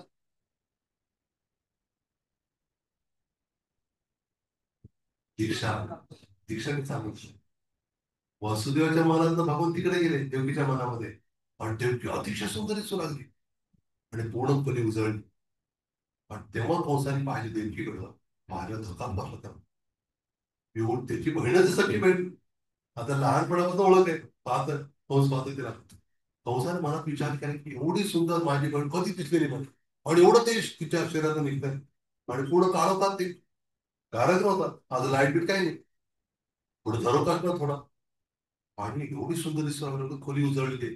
नक्कीच काय झालेलं आहे? भगवंतानीच्या गर्भात आश्रय घेतलेला आहे, आणि तो घाबरला. त्याच्या मला विचार आला काय केला होता, आताच काय करावं, तिला मारावं असं विचार आला मला. पण नंतर बघितलं, अरे रित्या बरोबर आहे भाऊ. कारण एकतर बहीण आहे, पुन्हा गर्भवती ती, आशा तिला मारणं भयंकर पाप कर्म हो. त्यामध्ये आवडच आपल्याला. ठीक आहे म्हणे, आतापर्यंत मी 6 मुलांना मारलं ना, तिथे या मुलाला पण मारेन मी, मला काय अवघड नाही. त्याला काय वाटलं, लहान बाळाचं ते भगवान नाही. हो, ते असं एक अजून एक गैरसमज फार होता. त्याला वाटतं भगवान म्हणजे कधी भगवंत, जेव्हा काय असेल, मोठी झाल्यावर. नाही? एकदा त्या पुतणीच्या प्रसंगामध्ये प्रभुपाद असं म्हणतात, भगवंताने असं विचार नाही केला. कसा असा म्हणजे कसा, की कृष्ण असं नाही म्हटले, हे पुत्रा तू का लवकर आलीस एवढं, मी बाळ असं थोडं मी मोठं झालो असतो, थोडं कसरत केली असती, मग काय झालं असतं, मग यायला पाहिजे होतं, एवढी लवकर तू का आलीस असा ना. काय फरक पडलं नाही. लहान असते मोठे असते काय, नेहमीच नेहमीच भगवंत आहे. मग अशा स्थितीमध्ये देवता आले तिथे स्तुती करायला, गर्भस्तुती. देवताने काय केलं माहिती का?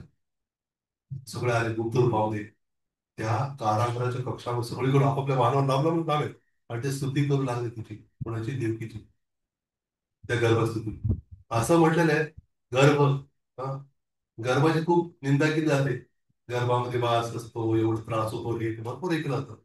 तर ते गर्भाने तर भगवंताला म्हटलं की भगवंता, म्हणजे माझी सगळीकडे निंदाच होती बघ. भगवंत चिंता करू, मी काय करेन, तुला पण तुझी पण स्तुती होईल. भगवंत त्या गर्भात गेल्यामुळे काय झालं, गर्भात स्तुती झाली. गर्भस्तुती म्हणे, कृष्णस्तुती म्हटलं नाही.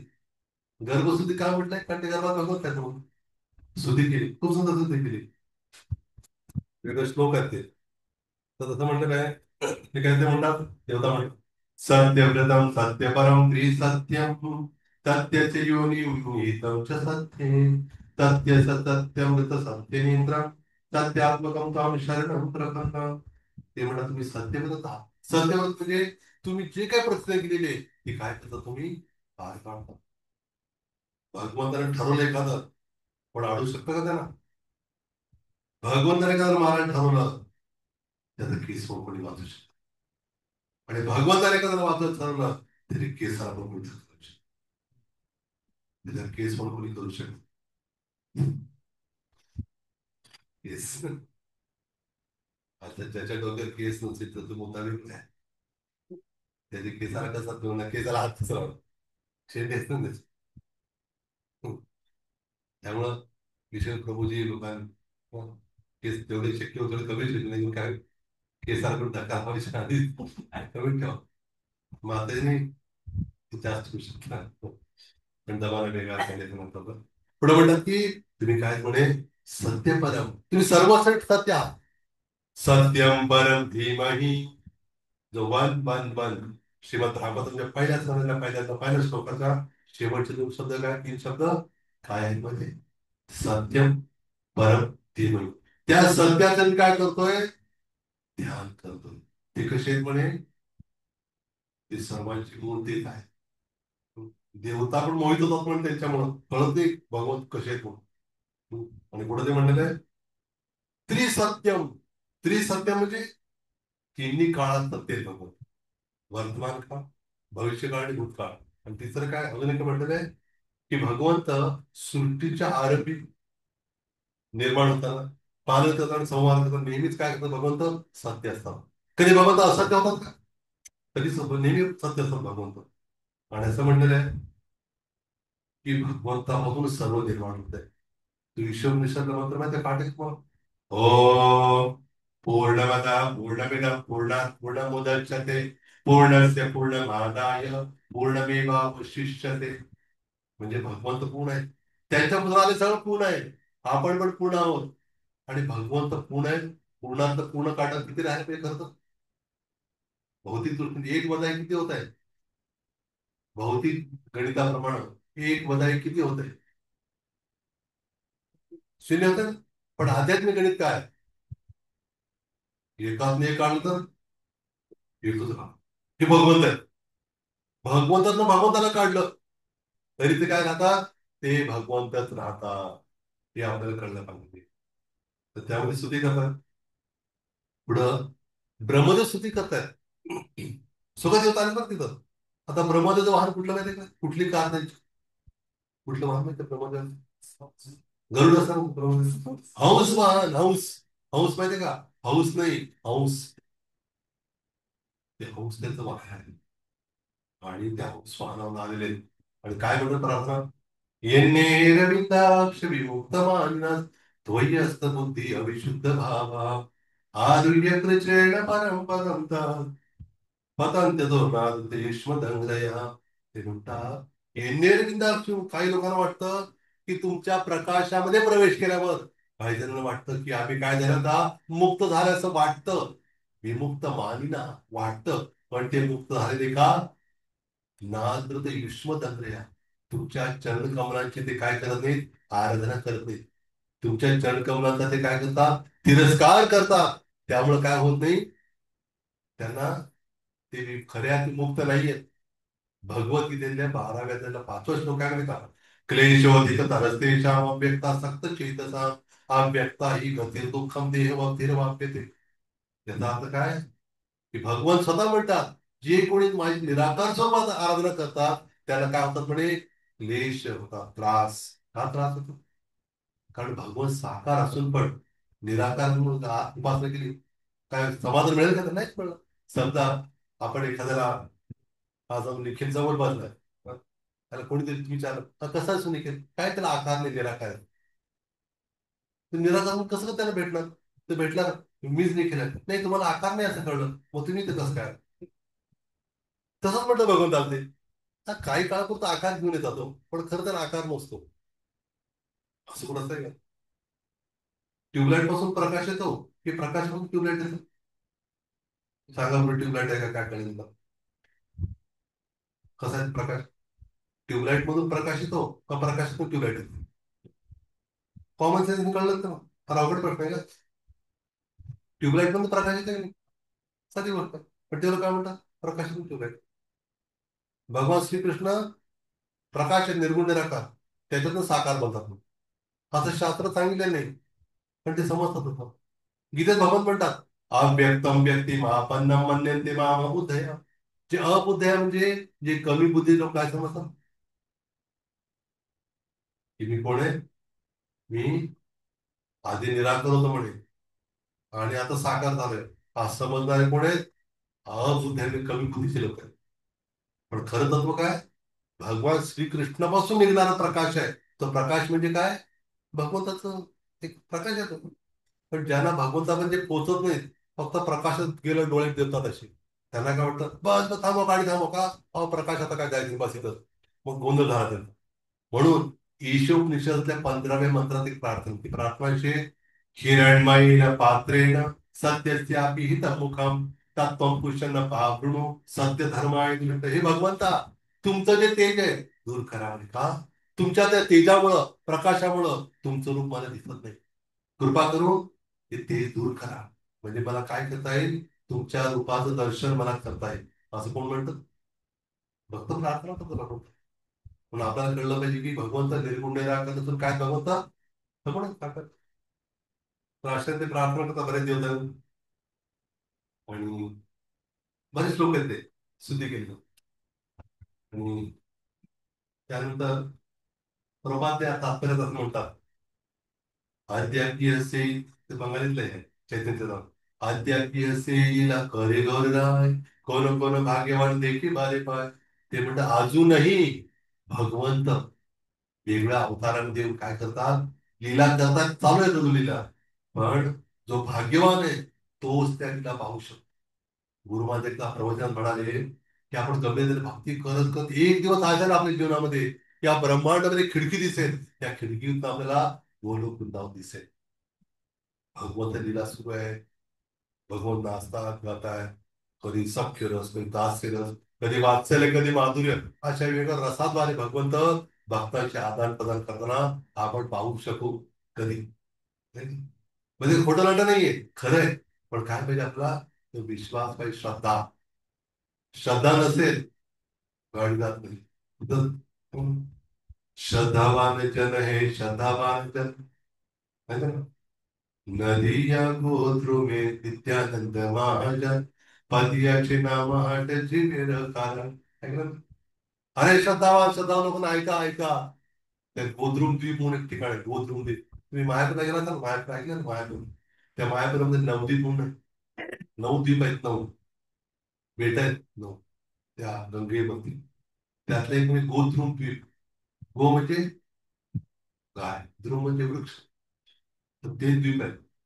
आणि ते गोद्रुम म्हणजे कुठलं वृक्ष आहे ते? कुठलं वृक्ष आहे तिथं?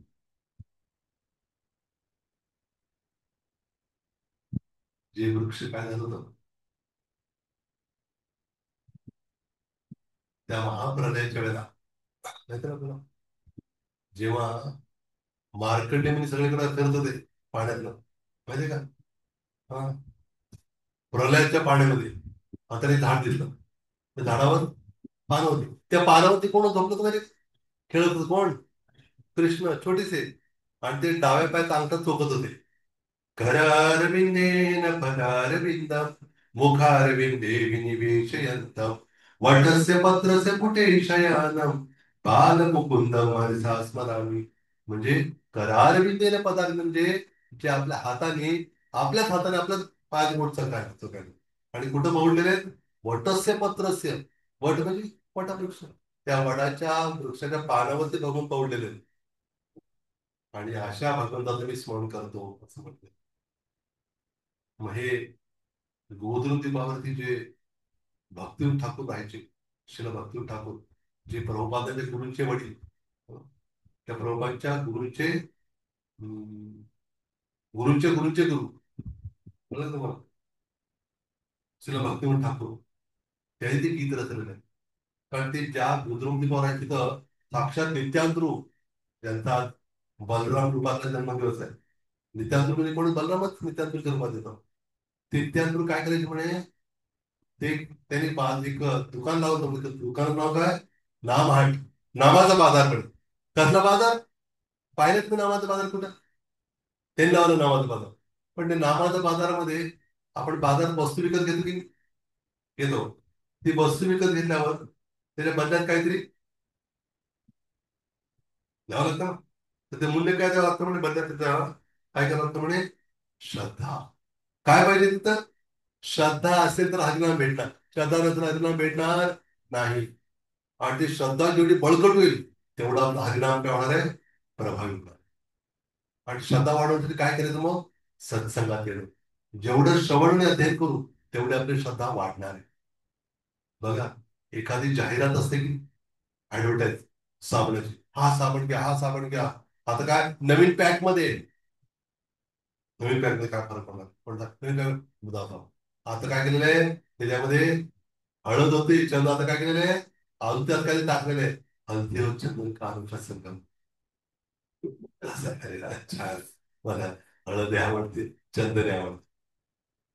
तर तो साबण घेणार मग आठवड्यात असं करतात एकदम. हम्म. एक मी नाशिकला गेलो होतो. तिथे शिक्षा अटक रोज सांगत होते. रोज चालू होतं. आणि स्लाईडच्या दाखवत होती पडद्यावर. Slide show. एक ऍडव्हर्टाईज होती. कुठल्या तरी बल्बची ऍडव्हर्टाईज.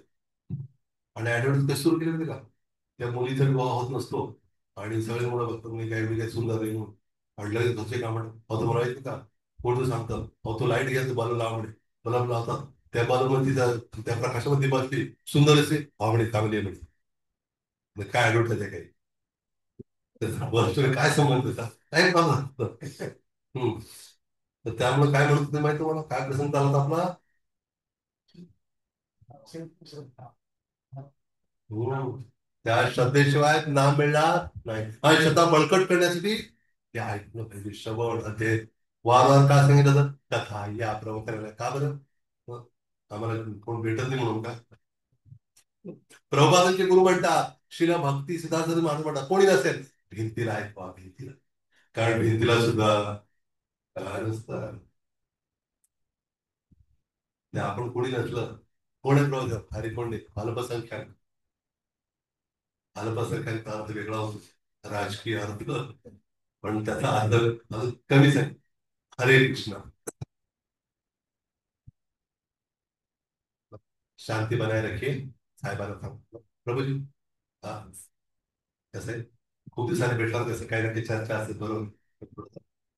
पुढे तर हीच विनंती आपल्याला श्रद्धा. श्रद्धा वाढवण्यासाठी हे सगळे उपाय करणं फार गरजेचं आहे. तर मग आपण जैसे थे तर जैसे थे जास्त वेळ. तर आपण काय केलं पाहिजे श्रद्धा वाढवण्यासाठी सगळे उपाय करायचे. आणि मग हे सगळे देवता वगैरे हे करत होते उपाय करत होतेच. आणि मग कृष्ण प्रकट होण्याचा काळ आला जवळ. आणि कृष्ण प्रकट व्हायच्यावर काय स्थिती होती माहिती. कुठलं नक्षत्र येतं म्हणजे रोहिणी नक्षत्र. असं म्हटलंय की रोहिणी नक्षत्र प्रत्यक्ष ब्रह्मदेवाच्या नियंत्रणानुसार कार्य करतं रोहिणी नक्षत्र. आणि विष्णू तत्व जेव्हा असतात तेव्हा त्या रोहिणी नक्षत्र विशेष पण असतात. रोहिणी नक्षत्रात सगळं देवता किल्लर सगळं नाचू लागले गाऊ लागले वाद्य वाजू लागले. मुलं उठू लागले फार एकदम सुंदर वातावरण चालू होतं. आणि अप्सरा नृत्य करत होत्या. आणि अष्टमी अष्टमी तिथी. आणि अष्टमीला चंद्र कसा असतो अष्टमीला माहित तुम्हाला. अष्टमी चंद्र कसा असतो. हा अर्धा हा चतकोर किंवा भाकरी काय पूर्ण असतो का. पण त्या दिवशी त्या रात्री मध्यरात्री 12 वाजता चंद्र कसा दिसत होता. पूर्ण पूर्णेंदू सुंदर मुखात अरविंद नेत्र. हिंदू म्हणजे माहिती का हिंदू. हिंदू म्हणजे इंदिराचं लाडकं नाव नाही हिंदू. टोपण नाव नाही इंदिराचं टोपण नाव हिंदू नाही. इंदिरा म्हणजे लक्ष्मीचं नाव आहे. आणि हिंदू म्हणजे चंद्र. पूर्ण हिंदू हिंदू म्हणजे पूर्ण सूर्य चंद्र सूर्य. चंद्र. तर तो चंद्र पूर्ण रूपात दिसत होता. आणि का बरं दिसला म्हणजे कोण सांगेल बरं. चंद्र पूर्ण रूपात का दिसला. हा? हा हे लक्षात घ्या. हा फार महत्वाचा मुद्दा आहे. कारण या सृष्टीमध्ये दोन मोठे वंश आहेत म्हणजे कुठले दोन वंश आहेत. एक आहे चंद्रवंश दुसरा सूर्यवंश. चंद्रवंशाचं अजून एक नाव काय सोमवंश. कृष्णाचं एक नाव चंद्रवंशी पण आणि सोमवंशी पण. काय त्यांचे आडनाव पण असं सोमवंशी.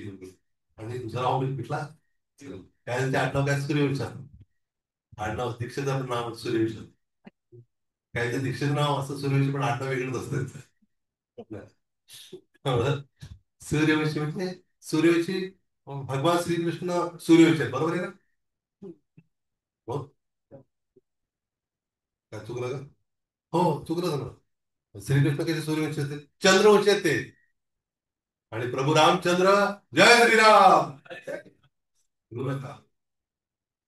ते सूर्यवंशात प्रभू रामचंद्र. आणि त्या चंद्राने विचार केला साक्षात भगवान श्रीकृष्ण माझ्या वंशात प्रकट होत आहेत. मग मी आर्दन पावन तत्व कशाला होईल, मी काय पूर्ण रूपात प्रकट होईल. त्यामुळं पूर्णेंदू, पूर्ण चंद्र प्रकट कार्यक्रम कुठल्या क्षितिजावरती, कुठल्या दिशेला प्रकटतात. सूर्य पूर्वेला उदय होतो, सूर्योदय. चंद्रोदय पूर्वेलाच होतो, आहे ना खात्री, पूर्वेलाच होत. खरं आहे ते. तर पूर्वेला, पूर्व दिशेला काय गुलाल उधळीत, है सुंदर भजन आहे काय मग. आता नाही ऐकलं ते पूर्वी येत नव्हतं. काय ते कुठलं ते, उठी उठी गोपाळाचं ते त्याचं ते. तर अशा रीतीनं भागवत प्रकट झाले तर समोर मध्यरात्री प्रकट झाले त्या कारागृहामध्ये. आणि कसं प्रकट झालं माहिती का, चतुर्भुज रूपात प्रकट झाले, चतुर्भुज. भगवान चतुर्भुज प्रकट झाले. शंख चक्र गदा पद्म धारण केलेले भगवंत, आणि सुंदर मुकुट आहे, पितांबर धारण केलेले आहे, अशा रूपात प्रकट झाले. आपण सर्वजण आपला धर्म धारण कधी ना कधी. हम्म. आपल्या चतुर्भुज रूपात कोण प्रकट झालं, नंतर चतुर्भुज झालं. कळलं चतुर्भुज म्हणजे काय. इकडे म्हणतात की माहित नाही, असेल इकडे म्हणतात माहित नाही. मी तर बऱ्याच ठिकाणी ऐकलंय. काय बरं, अरे मला तर चतुर्भुज करायचंय, तर चार हात येत नाहीत, दुसरे दोन हात असलेले कोणतरी असतात. आता इकडे फोर व्हीलर आहे, फोर व्हीलर म्हणजे दोन टू व्हीलर असल्यामुळे फोर व्हीलर म्हणत नाही आपण. नाही, फोर व्हीलर ते कसं काय दोन वेगळं ठेवतो आम्ही. असं नाही होत, नाही का. ते फोर व्हीलर वेगळे असते, पण चतुर्भुज म्हणतात असं. चतुर्भुज म्हणजे एक तर आपलं असं अर्थ आहे की भगवंत आहे, आणि चतुर्भुज एखादा विवाह झाला कधी करतात त्या दोनाचे चार करायचे बरं का. काय काय काय करतो, तसं हे चतुर्भुज तसं नाही. शंख चक्र गदा पद्म भगवान धारण केलेलं आहे. आणि श्रीवत्स चिन्ह, म्हणून श्रीवत्स चिन्ह. श्री हे श्रीवत्स म्हणजे लक्ष्मीचं चिन्ह आहे, लक्ष्मी देवीचा वास. लक्ष्मी देवी भगवंताच्या वक्षस्थळावर वास करते, तिथं ते स्थान आहे. पण सेवा कुठं करते माहिती ती, चरण सेवा करते. त्यामुळं जे पादसेवन आहे, नवविधा भक्तीमध्ये पादसेवन आघाडीवर कोण आहे ती, लक्ष्मी देवी. तिथं कोणी त्रास करू शकत नाही.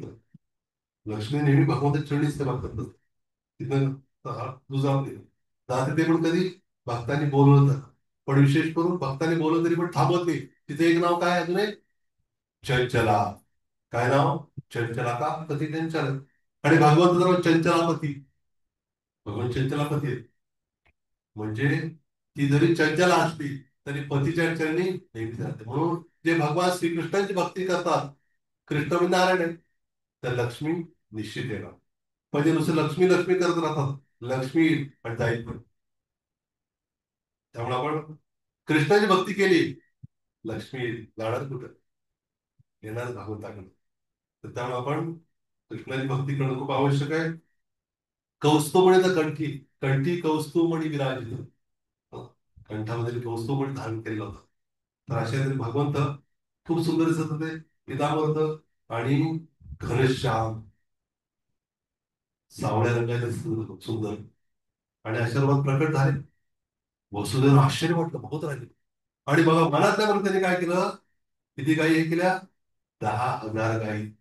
त्यांनी काय केल्या, मनातल्या पण गायी दान दिल्या. कशा ते पण सालंकृत पूर्ण, माहितीये का अलंकार घातलेला आपल्याला माहिती आहे. ते जोर वगैरे घालतात पण ते साधंच आपल्याला, पण पूर्ण रेशमी वस्त्र, हं, पूर्ण गळ्यामध्ये सोन्याचं हे सगळं पूर्ण व्यवस्थित.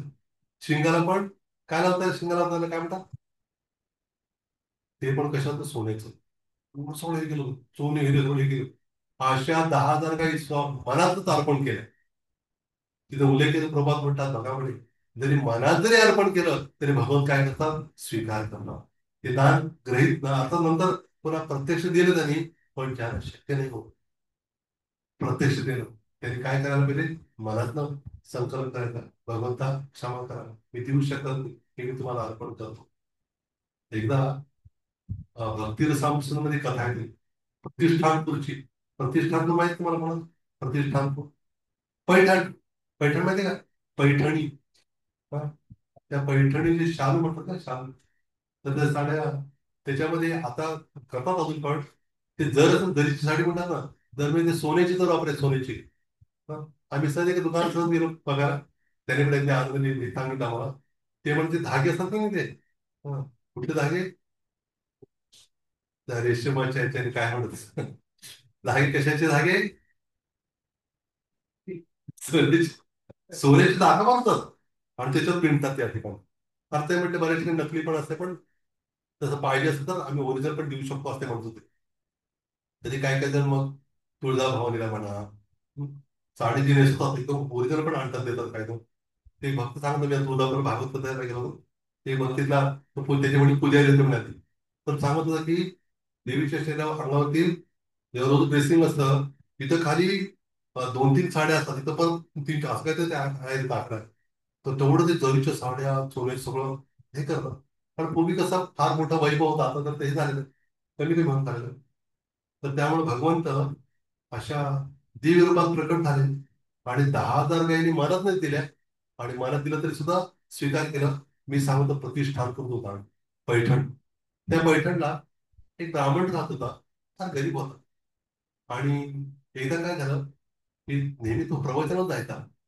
प्रवचनातल्या एका महाराजांनी सांगितलं की ज्याला प्रत्यक्षात सेवा करणं शक्य नसेल, त्याच्या आर्थिक अडचणीमुळं, काही शारीरिक अडचणीमुळं, त्यांनी काय करावं, मनात ते चिंतन करावं तशा सेवेचं, असं सांगत होते. त्यांना बरं वाटलं. तर खरंच की म्हणे, मी तर करू शकत नाही. आपण तसं नाही करायचं बरं का, मंदिराला नको जायला, घरीच मी सगळं करतो. तेवढं सोबत नक्कल करू शकत नाही आपण. तुम्ही आला नाही काय, आम्ही घरी जात ते सगळं करतो, आंदोलनच करतो, मंगळारती सगळं करून टाकतो. 5 मिनिटात सगळं. मग जेवायला पण तसंच करा. प्रभुपाद एकदा म्हटलं प्रवचनात की काय जण म्हटले, आम्ही सगळं मनात न करतो, हे कशात तुम्ही करता? प्रभात म्हटले त्याला काय करा, प्रसाद देऊ नका, ते मनातच होऊ दे म्हणे. प्रभात म्हटले तसं मग सुरू केलं सुद्धा नाही. गोदावरीच्या काठावरती गोदावरी स्नान केलं, एका सुद्धा झाडाखाली बसला होता ब्राह्मण आणि चिंतन सुरू केलं. भगवंताच्या विग्रह मूर्ती आहे, हं, सगळे कपड्यामध्ये हे केले, भगवंताला अभिषेक घातला. अभिषेक कशातला माहितीये? सगळ्या पवित्र तीर्थातनं पाणी आणलं त्यांनी, आणि सोन्याच्या घड्यातनं. सुंदर सगळं, गंगा, यमुना, सरस्वती, नर्मदा, कावेरी, सिंधू, सगळं पाणी अभिषेक भगवंताला. आणि परत नंतर काय अभिषेक केल्यानंतर दूध तूप मधात तर अभिषेक ते तर असेल. शिवाय भगवंत झाला अभिषेक की भगवंता सुंदर वस्त्र, दागिने वगैरे, हात ऋषी सगळं चिंतन नुसतं मनात बघा का, मनात चाललंय. आणि नंतर काय करत त्यांनी भोग बनवायचा भगवंता, स्वतः ते खीर बनवणार मनातच आणि अर्पण करणार. वर्ष चाललं होतं. एक दिवस काय झालं, एक दिवस काय झालं, सगळी सेवा झाली, मनात चालू आहे, पण फार उच्च सरावर पदरलं. तिला काय झालं, ती खीर बनवतात, मग ती खीर फार गरम असेल तर काय होईल? भगवंताला देवाला भासणार आहे.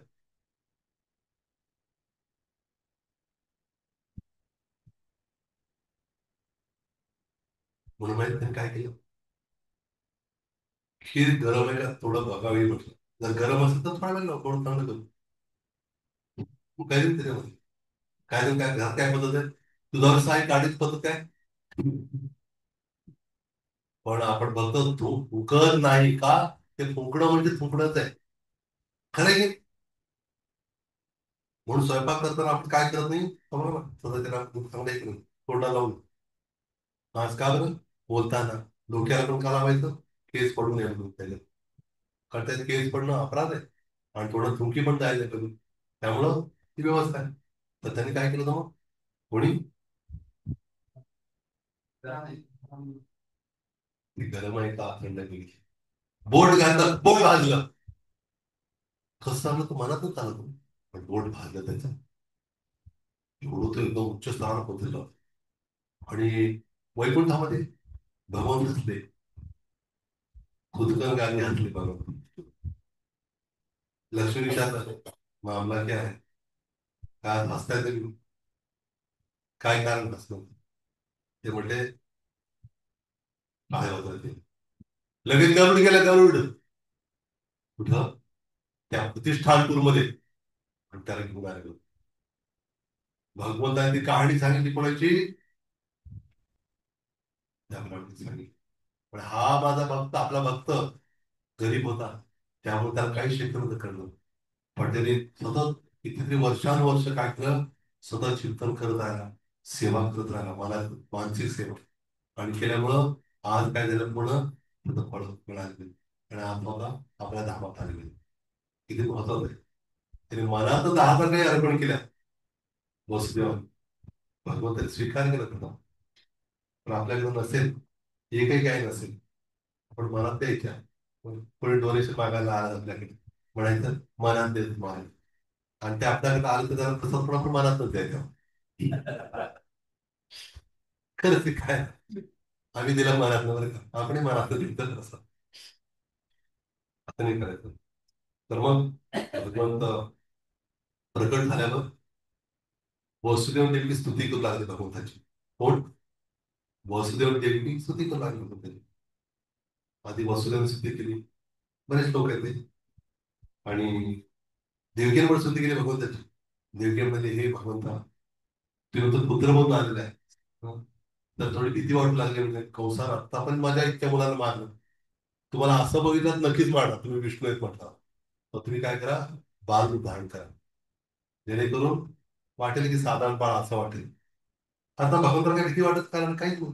का असं म्हणलं, ती वात्सल्य भाव, तिला वात्सल्य की आपल्या मुलाला कोणी मारू नये, तिने स्वीकार केला. पण थोडं जाणून घेतलं पाहिजे आपल्याला की यशोदा पण काय, कृष्णाच्या यशोदा पण आहे की नाही, आणि देवकी पण आहे. दोघींचं प्रेम आहे कृष्णावर, दोघींचं वात्सल्य भाव आहे. पण देवकीचं तो वात्सल्य भाव कसा आहे, ऐश्वर्ययुक्त आहे. म्हणजे कृष्ण माझं मूल आहे, त्याचबरोबर काय, भगवंताचं स्तुती पण करणार. आणि यशोदा, कृष्ण माझं मूल आहे आणि माझं मूलच आहे, बस दुसरं काय. छडी घेऊन येणार मला, बांधणार तर उकला, बांधा उकला ह्याला, बांधा उकला. तर त्यामुळं तिचं वात्सल्य शुद्ध वात्सल्य आहे. कुणाचं? यशोदेचं. आणि इथं वात्सल्य कसं आहे, आदरयुक्त वात्सल्य आहे. भगवंताची एक ऐश्वर्य भागते, तसं फरक येतो. आणि भगवत बोलू लागले, श्री भगवान वाच, भगवत बोला काय म्हणत भगवंत, हे हे माता हे पिता, आपण हे पहिल्यांदाच मी तुमचा पुत्र नाही बनलो म्हणे, आधी पण बनलोय. कारण तुम्ही तुम्ही वसू होता म्हणे, वसू. वसू म्हणजे प्रजापती, सृष्टी हे करण्याचं कार्य द्यावं. तर त्यावर तुम्ही प्रजापती होता तुम्ही. तर तुम्ही काय केलं म्हणे, तुम्ही दोघांनी, तुमचं नाव होतं पृश्नी आणि सुतपा, हे नाव तुमची होती. आणि तुम्ही खूप घनघोर तपस्या केली म्हणे. अक्षर कडाक्या थंडीमध्ये तुम्ही पाण्यामध्ये जाऊन तपस्या केली, आणि कडाक्याच्या उन्हामध्ये भर उन्हात तुम्ही सगळीकडे आग पेटून मध्ये तपस्या केली म्हणे. माझं ध्यान केलं, स्मरण केलं, भक्ती केली, सेवा केली माझी. आणि नंतर ना, मी जेव्हा प्रकट झालो, तेव्हा तुम्हाला सर्व विचारलं तुम्हाला काय हवं. तुम्ही काय मागितलं? तुम्ही मुक्ती मागू शकला असता, धामात परत या म्हटलं असतं. पण तुमची इच्छा होती माझी सेवा करणं, कुठल्या पण पुत्र रूपात. तुम्ही तुमच्यासारखं पुत्र होते, आणि असं तुम्ही मागितलं म्हणून. आणि परत एकदा तुम्ही काय बनला म्हणे, तुम्ही कश्यप आणि आदिती बनला होता, तेव्हा मी आदित्य बनलो म्हणे, उपेंद्र. बंडू झाल्यामुळे वामन म्हणून ओळखलं झाला. आणि सगळं पुढं 2 पावलं वाढवल्यामुळे काय झालं, मी त्रिविक्रम नाव झालं, त्रिविक्रम, गुरुक्रम त्रिविक्रम असं नाव झालं. तर त्यामुळं तुम्ही, तुमची इच्छा होती. खरं तर भगवंताचे कोण माता पिता आहेत का? भगवंताने कोण आई वडील आहेत का? कारण भगवंत सर्वांचे आई वडील आहेत. खरं तत्वादृष्टीने भगवंताचे कोणीच आई वडील, सगळं भगवंत सर्वात आधी तेच आहेत. पण जेव्हा काही जीवाची इच्छा असते, काही इच्छा असते जीवाची, की भगवंताशी कुठल्या रसाद्वारे आदान प्रदान करायचंय, वात्सल्य रस. किती रस आहेत माहिती का? आमरस. आज भरपूर रस होते, माता माहिती आहे कुठले रस. तर ते रस नाही, कुठले रस आहे, शांत, दास्य, सख्य, वात्सल्य, माधुर्य, अशा वेगळ्या रसाद्वारे भगवान काय करतात, आदान प्रदान करतात आपल्या भक्तांशी. त्यामुळं काही जीवांची इच्छा असते की आम्हाला कुठला रस स्वीकारायचा आहे, वात्सल्य रस. अर्थात आपण यशोदानंद होऊ शकत, वसुदेव देखील होऊ शकत नाही, पण आपण काय करू शकतो म्हणे, त्यांचं अनुसरण करू शकतो. ते जसं काळजी घेतात तसं तो भाव ठेवून, हं, आपण सेवा जर करत राहिलो, तर काय होईल, आपण गोलकुंडामध्ये आपण पण आई वडिलांच्या उभे एकदम. आज साधी गोष्ट आहे, अहो, पूतना जी भगवंताला मारायला आलेली आहे, स्वराला विष्णू, तिला भगवंताने काय स्थान दिलं माहिती? सात माता पैकी कुठली माता? दाई. कुठली माता तर दाई मध्ये तुम्हाला ऐकलं दाई सांभाळणारे ते स्थान दिलं भगवंत गोलोक. ती काय तिथं काय काय पाहत ते मारायला आलेले. पण काय बघितलं भगवंतानं? स्तनाला विष लावून बघितलं. काय विचार केला? हिने मला स्तनपान केले म्हणजे ही मजा आली. बस, प्रश्नच मिटला. म्हणून उद्धव आणि विदुराच्या संवादामध्ये असा प्रसंग आहे. त्या उद्धव सांगतो विदुरांना की तिची पुतना आहे, ती खरं तर काय विष लावून मारायला गेली भगवंताला. तर भगवंत एवढे जण श्लोक आहे. अहो बकीय स्थलकालकूटम जिघांसया पायदप्यसाध्वी लेभे गतिं धातृचितां ततोन्यं कं वा दयालु शरणं प्रजेम. याचा अर्थ असा आहे, अहो. अहो म्हणजे तुम्ही जे म्हणत ते अहो नाही. अहो ऐकलं का? ते अहो नाही, ते अहो म्हणजे अहो. हो. आश्चर्य. काय आश्चर्य म्हणजे बकीय. ही बकी कुठली बरं? बकासुराची बहीण बकी. भावाचं नाव काय माहिती का? बकासूर. पुत्र आणि अगासूर. काय फॅमिली फेमस एकदम. बरोबर तर सगळ्यांना मागून टाकलं. काय कुटुंब आहे. तर त्यामुळे त्या तिघांना ती बकासुराची बहीण, तिचं नाव काय झालं पुतणीचं? टोपण नाव. टोपण म्हणजे पेनचं टोपण नाही. टोपण नाव म्हणजे तिचं लाडाचं नाव. काय झालं तर बकी. अहो बकी स्तनकाल कुटम. कालकूट असं भयंकर विष लावून ती आली होती कृष्णाला मारण्यासाठी.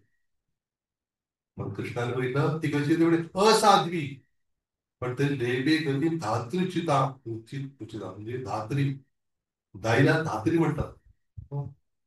पृथ्वीला धरित्री म्हणतात आणि दाईला धात्री म्हणतात, सांभाळणारी आई. कारण दोन्ही आहेतच ना.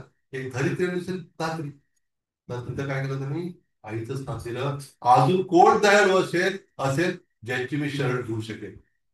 म्हणजे जे मारायला आलेल्या स्त्रीला पण आई म्हणतात. मी अजून कोणाची असं कोण एवढं दयाळू असू शकते? आपल्या दुसरं काय बोलतो तर आपण कसं करते सहन होत नाही. कुणी मारलं तर आपल्याला, कुणी मारलेलं आहे आणि आपण त्यांच्याशी चर्चा झाली, त्यांचं काय करायचं? काय विचार करू अजिबात नाव पाडत होतं आपलं आवडत. बदले की आग में. काय मरेपर्यंत तिथं म्हणे तो कोणतरी अपमान केला, काहीतरी केलं, हा चिडला, आता सोडणार नाही मी. फार पळापळ केली, इकडं गेला तिकडं इकडे गेला, भेटत राहतो. शेवटी तो स्मशानभूमीत जाऊन थांबला. म्हटला इथं तरी येशील ना तू. तिथे थांबला जाऊ. तो तिथं तरी येणार तू. म्हणजे कळलं तुम्हाला? नाही कळलं नाही मला. ज्याने एखादा खूप अन्याय केला होता आणि तो त्याला मारायलाच पळाला. फार पाठला केला, इकडं गेला तिकडं गेला, तो भेटलाच नाही. शेवटी हा स्मशानभूमीत गेला म्हणजे काय? ते थांबला. इथं तरी येशील आता एक दिवस. जाणार कुठं? तर मग भगवंत अशी विडोबामध्ये येतात आणि काय करतात? परित्राणाय साधूना विनाशाय च दुष्कृतां धर्म संस्थापनार्थाय संभवामि युगे युगे. साधूचं रक्षण, दुष्टांत नाश आणि धर्माची स्थापना करायला भगवंत म्हणतात हे प्रत्येक युगामध्ये प्रकट होतो. आणि भगवंत लगेच मग काय केलं? द्विभुज रूप धारण केलं. द्विभुज. तुम्ही भगवद्गीतेचा 11व्या अध्यायाचं माहिती कोणाला? 11व्या अध्यायाचं गीतेतले 11 अध्याय आता भक्तिशास्त्री झालेले बरेच मित्र आलेले आहेत. गीतेचा खूप अनुभव आहे सर्वांना. गीतेच्या 11व्या अध्यायाचं नाव सांगा तुम्ही. तुमच्या परीक्षा सांग. विराट रूप. असं बोल. भागवताचा विचार. भगवद्गीतेचा 11वा अध्यायाचं नाव काय? काय काय ही अवस्था? विश्वरूप दर्शन योग. म्हणा बरं. विश्वरूप दर्शन योग. 11. त्याच्यामध्ये अजून काय विनंती करतो माहिती भगवंताला? काय पाहिजे मग तुमचं? सुरुवातीला काय पाहिजे? विश्वरूप. मला विश्वरूप आहे तुमचं. का पाहायचं होतं त्याला? त्याच्या आधी भगवंताने स्तुती केली आहे. 10व्यात काय म्हणतात ना अर्जुन? अर्जुन म्हणतो की तुम्ही कोण आहात? परब्रह्म परमधाम पवित्रम परमं भव पुरुषम शाश्वतम देव माझ्या विभो. आहुस्तां शिष्या सर्वे देवर्षिनार्द सदा आशितो देव न व्यासा स्वयं चैव प्रविशिमे. तुम्ही कोण आहात? तुम्ही परब्रह्म आहात, परमधाम आहात, पवित्र आहे, तुम्ही आधी आहात, तुम्ही स्वतः सुधी. अहो मीच म्हणतो असं नाही, हे सगळं ऋषीमुनी पण म्हणतात तुम्ही भगवंत आहात म्हणून. एवढं सगळं म्हणून काय म्हणतो अजून? विश्वरूप दाखवा मला. हे करत का त्याचा? माझा विश्वास नाही तुमच्यावर. थोडं थोडं चमत्कार दाखवलं, मी स्वीकार केलं. का म्हटलं म्हणे प्रभात म्हणतात तिथं. कारण काय झालं की पुढे भविष्यात लोक काय म्हणतील, मीच भगवंत आहे. प्रभात म्हणतात की त्याचं खंडन करण्यासाठी, असं का तूच भगवंत का? दाखव तुझं विश्वरूप. काय विश्वरूप दाखवतोय? नाही झालं. तिथे दाखवतं विश्वरूप तुमचं. हे बघा मी एवढं आहे, काय दाखव आहे तेच आम्हाला आवडतं झालं. विश्वरूप का दाखव? त्यांनी काय केलं मग? म्हणे मला विष्णू दाखवा, जेणेकरून उद्या कोणी म्हटलं कृष्ण भगवान कशावर बघा विष्णू दाखव, तुम्ही दाखवणार का? नाही. तर म्हणून आपण हे समजून घ्यावं की भगवंताने विष्णू दाखवायची इच्छा, त्यांनी इच्छा केली, विष्णू दाखवलं. आणि मध्येच काय दाखवलं? काळ रूप दाखवलं. काळ रूप म्हणजे माहित नाही मला. काळ रूप म्हणजे काळ रूप नाही, काळ रूप. काळ काय माहिती का? काळ रूप म्हणजे त्याचा अर्थ काय? भयंकर रूप दाखवलं. तोंडात आग बाहेर पडू लागलेली आहे. आणि आग पडू लागल्याशिवाय काय झालेलं आहे? फक्त आगच नाही, काय झालेलं आहे? त्या तोंडामध्ये, जळणाऱ्या तोंडामध्ये सगळे कोण आता जाऊ नाही ते, कोण प्रवेश करत होता? सगळे तिथले सैन्य, सगळे तोंडात पड जात होते. सुखाने मृत्यू होत होता. घाबरत होता. अर्जुन विचारलं, तुम्ही कोण आहे? भगवत म्हटला, मैं समय हूं, कालच लोक क्षय कृत प्रवृत्तो, मी काळ आहे. सगळ्याचं काय करतो मी? सगळ्यांचं जीवन आयुष्य हिरावून घेणारा तो काळ मीच. घाबरला अर्जुन. म्हटला, नाही फार भीती वाटायली मला, हे रूप तुम्ही दूर करा. भगवंत कुठल्या रूपात आले मग? माहिती आहे, चतुर्भुज रूपात.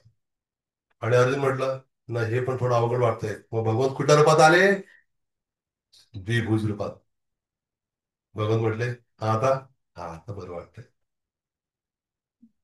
मग सगळ्या अवतारांचं मूळ काय? द्विभुज कृष्ण.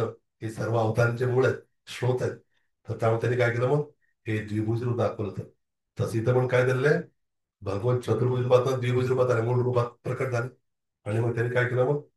वसुदेवानी त्या मुलाला घेतलं आणि मग निघाले तिथं. आणि निघत असताना सगळं पूर्ण अंधार होता, पण भगवंत असल्यामुळे सगळीकडे प्रकाश. हं. इथं अंधार झाला होता, पण इथं अंधार नाही, प्रकाश झाला होता. तमसोमा ज्योतिर्गमय, याचा अर्थ काय? अंधारात राहू नका, कुठं जा? प्रकाश दिसेल इथं तुम्ही जाऊ नका, इथं बसा. बाहेर तर अंधारच आहे. तर त्यामुळे योग्य ठिकाणी आता तुम्ही प्रकाशाकडे आलेला आहे, आज जाऊ नका कुठं. तर मग भगवंत काय करतात? आपल्या भक्तांना विशेष कृपा करण्यासाठी आलेले आहेत. वसुदेव निघाले बाहेर मुलाला घेऊन. बाहेर निघाल्यावर काय झालं माहितीये? एक तर मध्यरात्रीची वेळ, चंद्रपूर दिसत होता, पाऊस पडत होता, आणि त्यातनं काय? यमुनेला महापूर आला. तर महापूर माहितीये, महापूर. हं, पाहिलं का महापूर? आणि जवळच आहे, गावात राव म्हणत नाही महापूर. इथं पाणी तरी महापूर कसं पाहिजे? महापौर पण नाही तर. तर त्यामुळे तिथं महापूर आलेला. आणि त्या तिसऱ्या संदर्भात मी काल वाचत होते, विदुर आणि संवाद उद्धवाचा तात्पर्य प्रपात देतात. ते भागवत डायरेक्टली नाही, प्रपातून लिहिले तिथं की वसुदेवाची काय वाढवण्यासाठी, तीव्र इच्छा वाढवण्यासाठी काय केलं माहितीये यांनी? भगवंत अर्थात अनशेष भगवंत आले तिथं छत्र म्हणून धरायला. आणि त्या यमुनेला पण वाट करून दिली, पण कृष्ण विसरले हातात मुद्दामच, आणि पडले खाली. आणि वसुदेव पुढे एकदम कासावी झाले, कुठे आहेत? पुढे शोधला, कृष्ण कृष्ण कृष्ण, कुठे आहे तू? म्हटलं कृष्ण सापडले. लग धरल्याच्या दिवशी निघाले, यमुना पार करून निघाले, पळत सुटले. का? कंसाची भीती, कंस येईल म्हणून कळलं तर. कारण बघितल्यावर लक्षात येईल ना, अरे देवकी गर्भवती तर दिसत नाही, आता मूल गेला कुठं? म्हणजे पळत सुटले, परत थांबले. अरे ते आता पळत गेलं तर काय होईल? कृष्णा ते ठेवावं लागेल मला गोकुळात. आणि काय होणार? मला जास्त अंग भेटला नाही कृष्णाचं. हळू जावं लागलं, पुन्हा वाटलं अरे कंस आहे, पुन्हा पडू लागले, पुन्हा हळू, असं करत करत सकाळपर्यंत चालत होते. लगेच जाऊ शकले, फार दूर नाही, पण तरी पण बरंच वेळ लागला पोहोचायला त्याला. आणि ते गेल्या गेल्या बघा आता कसं केलेलं आहे त्यांनी, ते कृष्णाला ठेवले तिथं. उद्देश काय बरं, कृष्णाला वाचव म्हणून. पण कोणाला नेलं तिथं? यशोधरा मुलगी झाली, मुलीला घेऊन निघाले. खरं तर काय झालं एका दृष्टीनं चुकीचं आहे, एका दृष्टीनं काय चुकीचं आहे? कारण आपल्या मुलाचं वध होऊ नये, पण कुणाचं चाल झालं तर चालेल, त्या मुली झालं चालतंय. असं झालं की नाही? आपलं ते आपलं ते सोनं, आपलं तो सोनं आहे, दुसऱ्याच तो म्हणतात ना. पण वस्तू काही साधारण व्यक्ती नाही, ती भगवंताची योजना आहे. तर त्यामुळे त्यांना एवढं भगवंताची एवढं प्रेम उसमळून येत होतं की काय करून त्यांना वाचवलं पाहिजे आपण. भगवंताला पण मारू शकतंय, पण एक भावना त्यांची त्या स्तरावरची, उच्च स्तरावरची ठेवलं. आणि पूर्ण शांत, काहीच आवाज येत नव्हता, काही नाही. ठेवलं आणि मुलाला ठेवून काय केलं मग तिथनं, त्या मुलीला आणि यशोधर झोप लागली होती, त्या मुलीला घेऊन निघाले, आले. आणि नंतर आल्यानंतर काय केलं मग, मग सगळे पहारे केले, सगळे उठले. मग उठल्यावर मग काय झालं माहितीये, सगळीकडे आवाज. हम्म, रडण्याचा आवाज आला मुलीच्या, कंस आला लगेच. कंस देवकीकडे गेला, देवकी नाही नाही नाही म्हणे, असं करू नको, कंस असं करू नकोस तू. आतापर्यंत सगळ्या मुलांना तो मारलंस, याला मारू नकोस. ही मुलगी आहे, ही काय करणार तुला? नाही म्हणे, आकाशवाणी होती आठवा मारणार म्हणून. आठवी का आठवा असं नव्हतं, मारणार सगळं. मग काय करणार होता, सोडणार नाही. मग देवकी म्हणाली, अरे कंसा, हिचा विवाह तुझ्या पुत्राशी लावून देईन, तुला सोन म्हणून तर हे प्राप्त होईल, तू मारू नकोस. तेवढा सोन फिन काही नाही. आता काय, जीवावर आले ना त्याच्यात, त्याला माहित होतं मारायची वेळ आली आहे. त्याने काय केलं माहिती का, हिसकावून घेतलं आणि दगडात त्याच्या नेहमीच्या पारंपरिक पद्धतीनं आपटणार. एवढ्या ते आकाश, हा हा हा हा. ते अरे मूर्ख कंसा, तुला माहितीये का, तुला मारणारा कुठेतरी जन्माला आलेला आहे. कुठे जन्माला आला? ते आकाशाने खोटी, अरे देवता खोटं बोलतात का? अरे कब से हो गए भाई. मग देवता पण खोटं बोलू लागले का? आकाशाने स्पष्ट होतं देवकीचा मुलगा मारणार म्हणून, लगेच कळलं. मग त्याने काय केलं मग, अर्थात भगवंतानी योगमाया, ती योगमाया होती, तिला ती अष्टभुजामध्ये प्रकट झाली. आपण जर मथुरेत जर गेला, कृष्ण जन्मस्थानाकडं, तिथं आधी काय, योगमय दर्शन, अष्टभुजा दर्शन, ती योगमय आहे. पण ती भौतिक कुठल्या रूपात कार्य करू लागली, महामायेच्या रूपात. आणि महामायेच्या रूपात ती भौतिक इच्छा पूर्ण करणार. पण जो भक्त आहे कृष्णाचा, तो जर भक्ती करू लागला, तीच महामाया त्याच्यासाठी योगमायेचं कार्य करणार. म्हणजेच काय, त्याला भगवंताची भक्तीविषयी त्याला अजून प्रेरित करणार योगमाया. ही सुभद्रामध्ये, ती पण योगमायेचंच प्रकटीकरण आहे एका दृष्टीने. भगवंताच्या बहिणीच्या रूपात आहे, पण ती योगमायेचं एक प्रकटीकरण आहे. तर त्यामुळे आपण ही प्रार्थना करायला हवी की आपल्याला भगवंताची शुद्ध भक्ती प्राप्त होते. भक्ती करायला हे पाहिजे ते पाहिजे नाही, सगळं मिळालं तर ते संपणार. पण आपल्याला भगवंतच पाहिजे असेल तर ते सर्वश्रेष्ठ मागणं आहे. तर आपण आज आपण हे पाहिलं कशा रीतीनं त्या पृथ्वीवरती भार झाला होता असुरांचा, आणि भगवंत प्रकट झाले, आणि प्रकटून पुढे आता भरपूर लीला करणार भगवंत. तर धन्यवाद सर्वांचे.